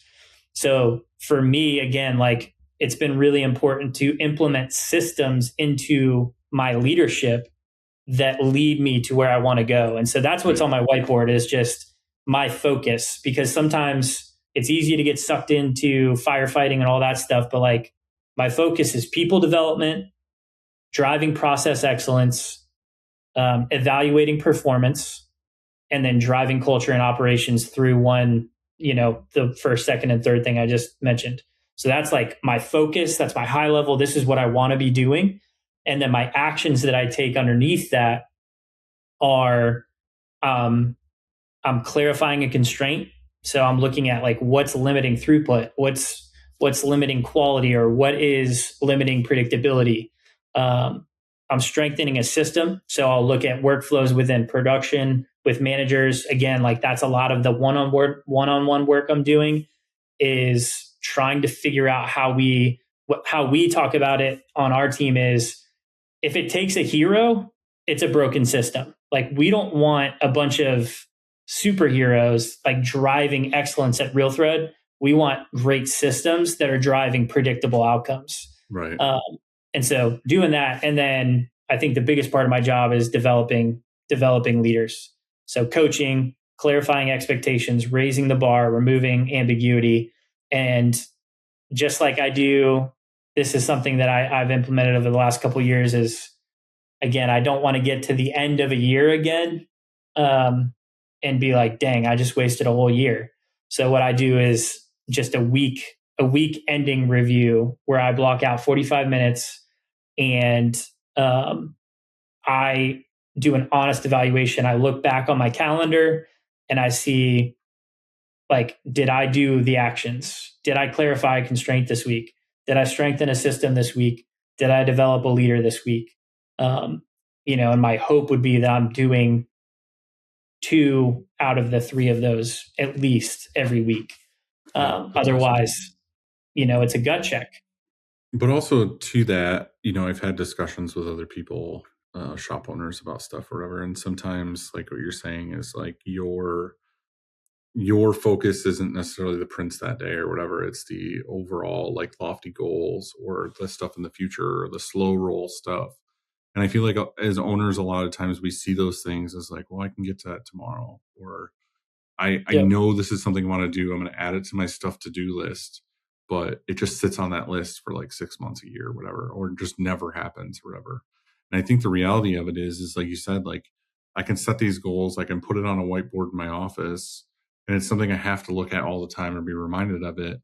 But also it's like, just take little steps towards it. Like if there's a little thing you can do it now. And then you're going to do the next thing, and you're going to do the next thing. And then in a week, a month, whatever, that project's going to be done. And then you can move on to the next thing. But if you're just always looking at this as this big project I got to do eventually all at once, you're never going to do it. It's just going to sit there and it's going to sit there. Yep.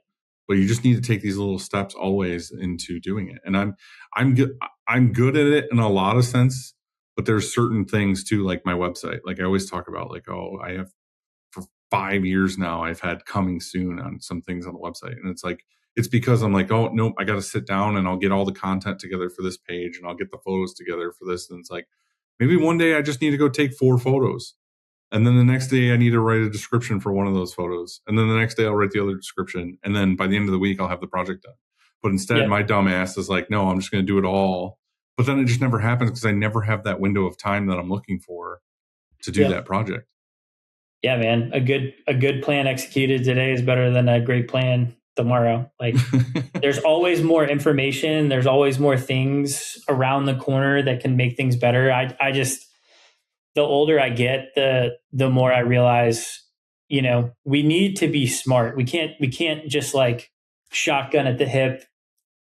We can't just throw 10 grand for marketing ads in Facebook and have no idea what it's gonna mean. But there's definitely wisdom involved. But man, like I just feel like the experience of just getting your teeth cut on that stuff and taking forward movement really accelerates what you're able to do. Yeah. All right. I'm going to get into the more quick take final question stuff. I want to tweak this one because I feel like we've talked about it a lot in the episode, but like The question is normally, what's one thing that's changed your mind, that you've changed your mind about in the last 5 years? But I would more say, coming from, I say maybe the last 5 to 10 years in our industry, there's constantly evolving new software, AI, or going to Corneat and seeing what those machines can do. And you can look at that from a overall standpoint of like, well, fuck, now there's this piece of equipment that would alleviate a lot of this bottleneck or something. Or we bought another company or we have another location, and now this is a new way to like evolve the company, and my goals have changed. Is there anything for you that's like a thing coming up or a thing you're thinking about implementing that you've kind of changed your mind about? Man, I actually really like the first question. We'll just go with that then. Yeah, I mean, something that I've changed my mind about for sure in the last 5 years has been, for me as a leader, I can be overconfident in my ability to reach and connect with people. And the reality is, people don't change that much. And that's been like a total mind shift for me, because I really did feel like I could, and again, this is pride in me, but I really did feel like I could help anyone be successful in any role. I understand exactly what you're saying. I mean, dude, it's like I just have seen it multiple times, even at Real Thread. I brought a buddy over that worked for me at Publix, and I put him in a role, and he was working great. And then there was this other role in our organization, and I put him there, and it was like total failure, and I'm like, but he's one of the hardest working guys I know. And he's, he's an incredible leader. And it was just a whopping failure. And it was just, this total misjudgment of like trying to fit a square peg in a round hole, and just thinking that a square peg can fit in any hole just because they have, different attributes that you look for in a great employee. But yeah, I don't know. That's been a big revelation for me. I think one of the biggest in my leadership journey. And I mean, I think as far as like the evolving tech in our industry, man, I don't know that it's so much as changed my mind on it, but like AI is so powerful, and what it's doing is it's speeding up the rate at which everybody can get stuff done. And I think what it's going to do for us is it's going to create a lot of opportunity for the people that do exactly what we were just talking about, that they're like, you know what, I'm just going to go. I'm just going to do it. I'm going to just try it. I'm going to get my teeth cut on it. And then the people who don't do anything with it, it's, they're going to fall behind, because the rate at which we're able to develop things now, things that like, you couldn't possibly create some of the applications, from just vibe. And now on Claude, like, I don't know anything about coding, and I could create a, an inventory system for all of our supplies in 2 days if I wanted to. It's so it's so funny that you said that, because like Jared EKT is a good buddy of mine, and we talk all the time. And I'm more old school. Like I use ChatGPT or whatever to type some stuff in, but he shows me Claude and like the coding thing or whatever. He's like, oh, I built this new tool for shipping. I built this new tool for tracking this or this other thing or whatever. And I'm like, dude, that is so, like, it blows my mind. Like I can't even wrap my head around that. Like I could do that tonight, like on my laptop. Yeah. You know what I mean? And I'm so discouraged, and I'm so in the thought process of like, this is going to hurt my brain. I'm not into it. I'm not ready for it, whatever. And he's like, dude, quit being like a fucking baby about it. Like you can do this. And I keep asking him, I'm like, can you just build this thing for me? And he keeps pushing me to do it myself. And then one day we were like on the phone, he was like, oh, well, type this in and just say in Claude, like trying to build a shipping calculator. And this is what I needed to do, whatever. And he's like, it will respond to you and say, okay, like, how do you want it to be? Or, get me the API for this or whatever. And like, just talk to it. Like literally what you're going to tell me to do, tell it to Claude and it will do it for you. And he like kind of walked me through it, and I got like halfway through and I was like, okay, I feel like I could do this. But then my argument to him too is like, yeah, but like it's another one of those things is like I have 45 other things I need to do. Like Right. I need to sit down with Claude and do these things. But yeah, it's totally doable, and it's crazy like how many automations to these things you can build and tools. And I think that's what's exciting and cool about it is like, even for Shirt Show in general, like our Shirt Show official website would not be possible without AI because there's so many things. And just like even building the website or the shop hacks and stuff, we've always had this dream of like pulling every shop hack from every episode and like having it available to anybody to be able to look at like all these people's wisdom in every episode. I would not have been able to pull those without using AI to go through the episode and track like where did we say shop hack? What timestamp was it? What was the actual hack? Right. Like whatever. Like, yeah, we're typing these up and like putting human stuff in. It's not like it's all AI created, but without having the tool to be able to find those hacks, I would have to go through and re-listen to every episode and like pull those out. And it never would have happened. I never would have had time. But now I can just put those on the website, or we can like get articles from these people and then be able to put them in. But like, yeah, we could just have an article and a subject, but we need a photo of like, this is what the hack is, or this is what the thing is about. And a lot of the photos that we're using are AI generated. We try to make them goofy and silly. So it's not just like, oh, every image is AI, but like we wouldn't have done the articles in the first place if we didn't have AI to generate the photo to make it something you want to click on. So it's like, it's this weird balance of like, well, do you want the information for free that we're giving you? Or do you want the website to never have existed because we never would have had time to do it? Like it's a huge ask. So it's just funny. Like there's this weird balance of what do we do and what do we not do? And now we have these tools to like snap our fingers and be like, oh, I have a shipping calculator, or I have a new website, or I have a new whatever.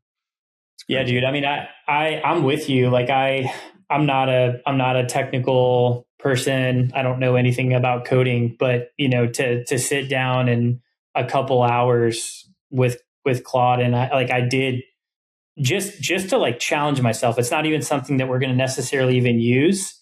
But again, like going back to like what I changed my mind on, it's like, dang, like your boy can vibe code an inventory tracking system. Like there's, I mean, it just opens up a whole new world of possibility for like people. Making a pricing calculator for your team or whatever. It's like 100%. Input your pricing stuff, and then now I can just type in Bella 3001 and this many tees and this many colors, and it just pops up with the price or something. You know, I think you know, one of the advantages we have at Real Thread is that we are on Salesforce, and so there's a very like I've got more data at my fingertips than I know what to do with, and that's a blessing as someone who oversees the operation. Like I've got visibility into everything, but what Claude and AI is going to do in the coming, you know, couple years is it's going to close the gap from the data that's available to us and the data that's available to some of our, you know, competitors, you know, but like just everybody else out there. It's like, dude, if you want to track, you know, one of my shop hacks, it's not really a shop hack. We already talked about it, but you know, tracking lost press time has been a game changer for us. It's highlighted many, many things that we have now fixed operationally because we were tracking over the course of all of 2025 how often our presses stop spinning because of an issue. You could build that. You could vibe code a tracking software that you put on all of your computers at press in like 2 hours, you know, like, and you implement that with Claude Code or build it in Replit. Like it's all possible now. There's really not a huge reason not to do it. And, you know, if you're not reviewing those metrics, I love John Acuff says, data kills denial, which prevents disaster. So if we're not reviewing data, then we could potentially be climbing the ladder, you know, on the wrong building. But it's also like we can get a bug up our ass where we're like, oh, I'm going to collect all this data or I'm going to whatever. And a lot of times I struggle with this in my head of like, yeah, so-and-so said I should get press data, and so-and-so said I should get all this like metrics, and I put all of it together, and I'm like, now what the hell do I do with it? You know what I mean? Like, I You have all this implement it information. in a daily Yeah, check-in. I know, but I'm saying like I could also use AI at some point too to be like, well, I have 10 years of data on this, and I have years worth of data on this. Like, compile this and tell me like what is the percentage of this happening, or what is, Dude, tell it whatever you want it to figure out with the data, then it'll figure it out. Like, you don't have to sit there, put on your nerd glasses and be like, well, I'm going to study all this and all these metrics and numbers. I built a report for all of our lost press time in 2025, and I dumped all of that data in a CSV into Claude, and I just asked it to analyze and break down for me, identify trends, and like just analyze all this data. And in like 2 minutes, I just had this insane report that then we could take as a management team, and we can look and be like, damn, all right. You probably wouldn't have gone through all of that if you had to do it manually. It would have taken me like 4 months to go through all that. But that's what I'm saying. Like, that's, to me, is the real benefit of this AI stuff. Like, I feel like so many people are now just like, oh, it's taking artwork and it's this and that. I'm like, dude, like, there are so many things where I don't necessarily want AI generated artwork, but you know what's a huge fucking benefit for me now is all these asshole customers who give us the worst artwork ever. I can upscale it and vector it and get it ready for print in like 2 minutes. Like, this was a huge bottleneck before, because I would have to go back to the customer and be like, your fucking dragon lion shooting stars out of its ass is not usable. Like, it's tiny. It's 72 DPI. Like, it sucks. I'm going to have to send this to an artist. They're going to have to recreate it. We're going to have to go back and forth 35 times. And then you're probably not going to place the order because it's going to take too long, and you're not going to want to pay the $500 for the artist to make it. Now I can take that artwork and like run it through some things, and it's usable. I can do it tomorrow. I can screen print it, or I can DTF it. Like, I'm done. Like, cool. Awesome. Like, I could give two shits if you're like, oh, well, you used AI. I'm like, yeah, but it's the artwork they gave me. Like, nothing was created. It just fixed some things, and now it's usable. Like, that to me is where, like, again, like, now we have all this data. Let's use a computer. There's no difference in me sitting here clacking on a calculator. Like, I'm using a computer now to analyze the data and then give me the results that I need. Like, why are we doing that by hand? Oh, dude, it's so good with that. It's so good with that stuff. I mean, even like one of the things that I'm doing at the end of the week is I'm dumping in a handful of reports into Claude, and it's creating like a week-ending report card for us. And what I've instructed Claude in that project to do is to analyze the data, and it's looking at like quarter cumulatively. So right now the report's running April 1st through June 23rd. And it's also running it against that same time period last year. And so it's like identifying trends before they become issues. Like, operator X is seeing an increase in damages over the last 2 weeks. We need to address, it's like that kind of stuff it's insane, man. Super powerful. Yeah. That's awesome. All right. I'm going to give you the last ultimate question.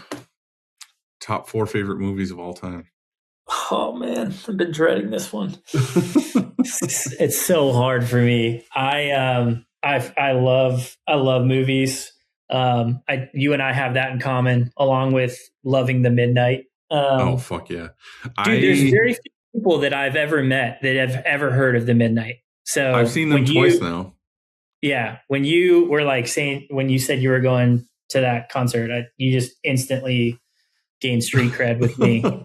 You know what's funny is I don't know if I talked to you about it or not, but like we ended up going to, because it was in Disney Springs at House of Blues, I think it was, and the show was sold out. I didn't know it was sold out. We had just gotten tickets to go, and I was like, oh cool, we're gonna go see the midnight. Because the first time I saw the midnight was in an old church, and there was probably 100 people there. Yeah, and I was like, to me, it was the super underground band that like, oh, I like how they sound, like whatever. It's a sweet band. I was so stoked to see them in that church. I remember I was sitting in like these like bleachers almost at this church, like watching the midnight play. And then again, we got tickets. Christina got us tickets to go see them in Orlando. And I remember we were just like, oh, we'll get there when we get there. We'll walk in like when the doors open-ish and we'll be fine and whatever. It was the longest line I've ever seen at a show. Like, you walk up to the House of Blues, and because Disney Springs is kind of like on a circle, I remember we got up front and we were like, oh, like we can see the line. There's like 10 people in line. We're like, let's just go get barbecue or something. Like, let's get food before we get in there. We got barbecue. We sat down like right next to the line. And then as we're sitting there eating, I'm like, I think this is just the beginning of the line, because we keep seeing people coming around the corner and like going in. And I'm like, where are these people coming from? So anyway, we finish eating, we turn the corner, and the line goes all the way around the parking, like not the parking, like the walkway. We never got to the end of the line. We just kept walking. Well, we kept walking, and then eventually we saw a sign with a QR code on it, and it was like, skip the line, buy VIP tickets. Like, we literally saw that sign, and we're like, fuck this. Scanned it. We paid like an extra, whatever it was, like $100-something or something to get in VIP. And we like literally turned around and like walked all the way back and then just walked in like with VIP passes. And I was like, this is great. This is the midnight. Like, how is this? Why is this so whatever? And the place was packed like sardines, like the whole bottom, the top, whatever. It was like annihilated with people. And it was an awesome show. Like, it was super good, but it was funny because it's crazy to like some of these bands you go see when they're small. And then a year later, they're like, because of the internet, like they're enormous. And it's like, I remember I saw Royal Blood like once or twice in a club with literally like 6 people. And then it was like the very next year I saw them at like a stadium full of people. And I was like, this is wild to me. That's crazy. So anyway, part of me is like, I'm stoked that they're like as big as they are, but it was just, it blew my mind. Like you said, like the fact that you were like, oh, I love the midnight. And I was like, oh, really? Like, there's not a lot of people I know that like even know that they exist. Well, apparently I was wrong. We were both wrong, because there's this never ending line in Disney Springs for the show. Yeah. Yeah, dude. They've been atop of my Apple Music most played artist list for 5 years. So it's so good. Yeah. Yeah. All right. You got to give me some movies. Yeah. So, I mean, for me, this first one, it's got to be Dumb and Dumber for me. Dumb and Dumber's been an all-time, like I say that because I've watched that movie more than any other movie, and it's not even close. I watch that every year with my best friend. Did you appreciate the second one? No. Even just for the nostalgia? The one with, not the, like the one with Jim Carrey and not the one that they did that was like the younger versions of them or whatever. No, that one was trash. That one was trash. But yeah, I mean, nothing replaces the original. The original for one was just all time. The only thing I remember about the second one that I fucking loved and appreciated that they did so much was, like shows like Dukes of Hazzard or something, like they jump the car and it just lives and they keep going or whatever. Yeah. The Mutt Cuts van in the second one, you're like, this is such a, like, even if you're a props guy or whatever, like you build this van and you have to like carpet it and make it look like Mutt Cuts. They hit that jump like first thing in the movie, fucking annihilates it. It's like broken, like it's gone in the movie. Yeah. And it was so gratifying. That there was definitely some good just like let that happen, and they were like, "Oh yeah, this is screwed. Like this is broken," and I loved it for that. I was like, it's so huge." But yeah, the first movie is you can't beat it. There's so many quotable moments. Oh yeah, I think about that movie at least once a week, I'm sure. But yeah, I've watched that one a million times. Movie number 2 for me would probably be Dark Knight. I remember seeing that movie like 3 times in theaters and just being like in awe with how good Heath Ledger was in that movie. Mm-hmm. Like his performance as the Joker, I think one of it's all time. Like it was unbelievable. Yeah, it is really good. that one was awesome. Saving Private Ryan. It's a great movie. Just brought that up last night. Someone came up to me and asked me because of the show. They were like, "Oh, I've always wanted to talk to you about top 4 favorite movies," and we were going through it. And they were like, "Well, what are your top favorite movies?" And I was like, "It's weird when people ask me because I have the same reaction a lot of other people have. It's like it depends on my mood. I have a list. Like I'm horrible at remembering things, especially on the spot. And I'm like, I have to look at my phone." And we were talking about it, and then we got talking about Saving Private Ryan, and I was like, I remember one of my favorite things because I go to the movies like once or twice a week, and one of my favorite things is like Fathom for Regal, where like they bring old movies back to the theater. Where like I wasn't young and I wasn't old enough to see this movie when it came out. And I remember me and a bunch of friends. They do. Me and my friends, like I don't know, 4 years ago at this point, got to go see Saving Private Ryan in a theater.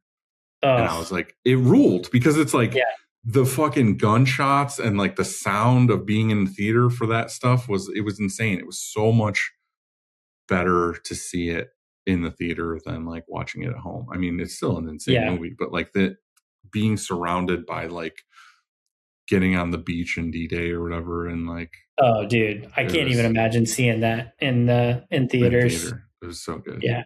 That'd be amazing. Dumb and Dumber, Dark Knight, Saving Private Ryan. Last one for me. This fourth spot is so hard because there's just so many amazing movies that can go there. I'd probably give it to, at least today, I would give it to Catch Me If You Can. It's great. With Leonardo. That movie. Tom Hanks. You got Tom Hanks in there twice. I mean, phenomenal movie. Yeah. Mm-hmm. Yeah, I guess I'm a Tom Hanks guy. I didn't realize that. I told Alex last night because he was asking me, he's like, "What's your number one favorite movie?" I said Apollo 13. That's my favorite movie of all time. And then I was like, and then I mentioned Saving Private Ryan, and I mentioned something else too, and I was like, "Oh yeah, Tom Hanks is in all." Funny enough, actually, I was going to put Toy Story 2 in here because I've got a 3-year-old son, and we watch 5 to 10 minutes of Toy Story 2 pretty much every night before bed. Yeah. And that was my favorite movie as a kid. And so that movie has sentimental value. And if I would have put that in there also with Tom Hanks in, I would have solidified.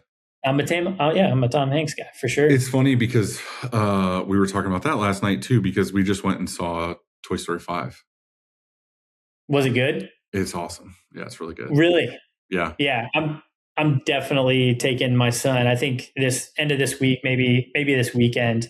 I feel like again, 4. He loves Toy Story. I feel like 4 was good, and it was like, oh, this is satisfactory, whatever. But I feel like 5, especially being a parent nowadays, for me, it hit home harder than probably any of the other ones because as a parent, the whole movie is basically about like technology with your kids. Yeah, and I love the fact, well, I guess this is giving away, I probably shouldn't say, but like, it's not, they don't make it, like we were just talking about AI, like they don't make it evil.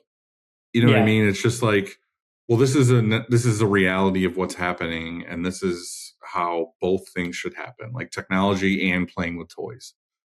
And without giving too much away, there was a lot of things that hit home as a parent where like, sometimes you feel like the shitty parent for giving your kid the iPad or the phone or whatever. And then you also have to realize like there's so much that came out of that. Like my son is huge into gaming on the computer and he has every device ever.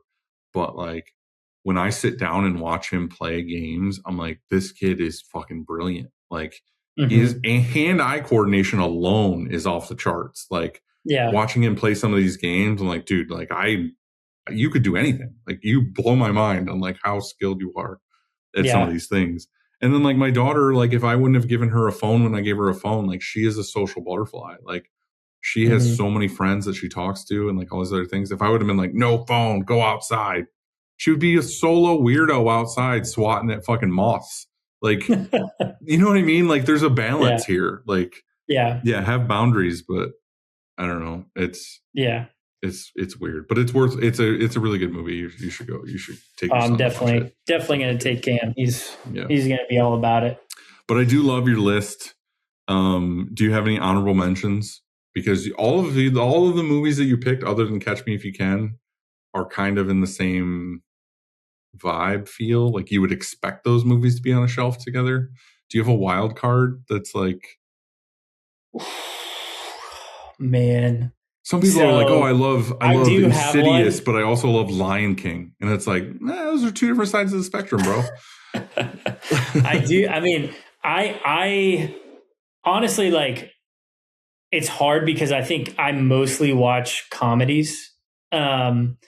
And I think you, me and Christina were talking about this, where like you can like just go watch someone getting eaten, and like that's relaxing for you. Where for me, after a 10-hour day, I come home and the kids are crazy for 3 hours. Like I kind of just want to laugh, Yeah. And so I definitely have a lot of comedies, but one kind of like niche comedy that I feel like not a lot of people know about was a movie called She's Out of My League. Mm-hmm. And dude, I don't know what it was about. There's a character in there named Stainer. His comedic, he kills me, bro. That movie gets me to laugh unlike anything else. I think to stand up for myself, the reason why I don't watch a lot of comedies is my whole reason for loving film and television is that even if it's this weird sci-fi or whatever, I like that I immediately don't, like, I'm taken into it. Like, I'm not sitting in my room anymore. I'm not sitting in the theater. I'm like fully into it and I'm bought in. And I feel like silly comedies, I can never buy into. I can't like put myself in that situation. I'm just watching people be silly. Yeah. You know what I mean? Like, yeah, totally. So I think my relaxing and feeling, time to shut my brain off is like, oh, I'm pulled into this world. Like if I was watching Dark Knight, I would be like, I'm in this world and I'm invested in these characters and whatever. Yeah. But when people are like, oh, I love The Office and I've watched it 150 times over, I'm like, it's too cringe for me. It's too not real. This office would not be real. They would never get anything done. They would be out of business. I can't put myself in this scenario because it's not placed in reality in any way. Like, yeah, I can watch an alien movie, but it's like, this could be possible in another universe where these things are real. But like, I can't have Dwight work. There's no way Dwight works next to me. Like, you know what I mean? I can't put myself there. No. So no, absolutely not. That's where that stuff. I do remember watching Chucky as a 5-year-old. My brother was like 8 years older than me. And so he thought it was a good idea to show me Chucky when I was 5 years old. And that effed me up pretty good for a long time. There was a reel or something I saw on Instagram a while ago where this son, he was older and reflecting and talking to his dad about it, how he used to have a Chucky doll and it scared him or something. And like he threw it away. And then the next night that night he woke up to it standing like in his closet. And then he like took it outside that night and like buried it in the backyard. And then he woke up in the morning to it like dirty next to him on his bed. And like all these things. And then what he come to find out later in life that his dad was getting it and putting it back in his room, or like he like lit it on fire and then like his dad like put it back together and put it in his room. That is like, terrible. He was talking about his dad traumatized him because he was like, the dad was getting laughs out of it because he was like, obviously I'm going to make this doll be back to life like in this kid's room constantly. Oh my gosh, dude, that is insane. That's incredible. I was like, oh, I aspire to that to a degree, like having that story later in life of like, remember how you fucked us up as kids? I can't believe he let it go for that long. Like that, I would have, after the third time, like I think I would have ran away. I don't know what I would have done. But you think like now as a dad with a young child, like knowing that your kid's going to sleep with nightmares about this doll in their room and you're in your room like laughing because you're like, oh, I unburied it. I mean, I kind of scarred my 3-year-old by showing him Spider-Man, and then like the one episode where like all the old villains came back, he was just like he didn't know what to do with that big lizard man. Like he came into our room like twice that night, like, Dad. So, you gotta scar them a little bit. They need a little bit of that. But all right, dude, I appreciate you. Thank you for doing this with me. I know we talked about it a bunch of times, but I'm glad it finally happened. Totally, man. I really appreciate you. And I think there's a lot of really good insights in here for a lot of people trying to just figure out. Again, we all get in our heads about what we actually have to do and what's doable and whatnot. And I think a lot of it is, like I said, this note that Christina gave me of just like, you need somebody outside of what we do to look it over and learn about it. So yeah, man. Yeah, definitely appreciated the time and appreciate what you do with the shirt show. It's like I love listening in and just, hearing how everybody's kind of processing the same thing, man. We're all trying to figure out, do the best that we can. I think when it comes to leading people, man, I think if there's like one thing that I wish like I could have really articulated clearly in this was, before you can lead people well, you have to lead yourself well, and do the work of figuring out like who you want to be, how you want to show up, and let that be your guideposts like as you take these steps. And you're going to take them imperfectly, and that's okay, but having clarity about who you are and how you want to show up as a leader helps you to show up in a way that's meaningful and impactful for people. So yeah, I agree. Fully. All right, dude, go enjoy the rest of your Tuesday. Go put some things in the cloud, make some more spreadsheets. Yeah, I know you got meetings tomorrow. So get it done. Sounds good. All right, dude, probably retire Claude for the night, but yeah, go home and watch Toy Story 5 with your son. There we go. That sounds like a plan. All right, brother. I'll see you. See ya.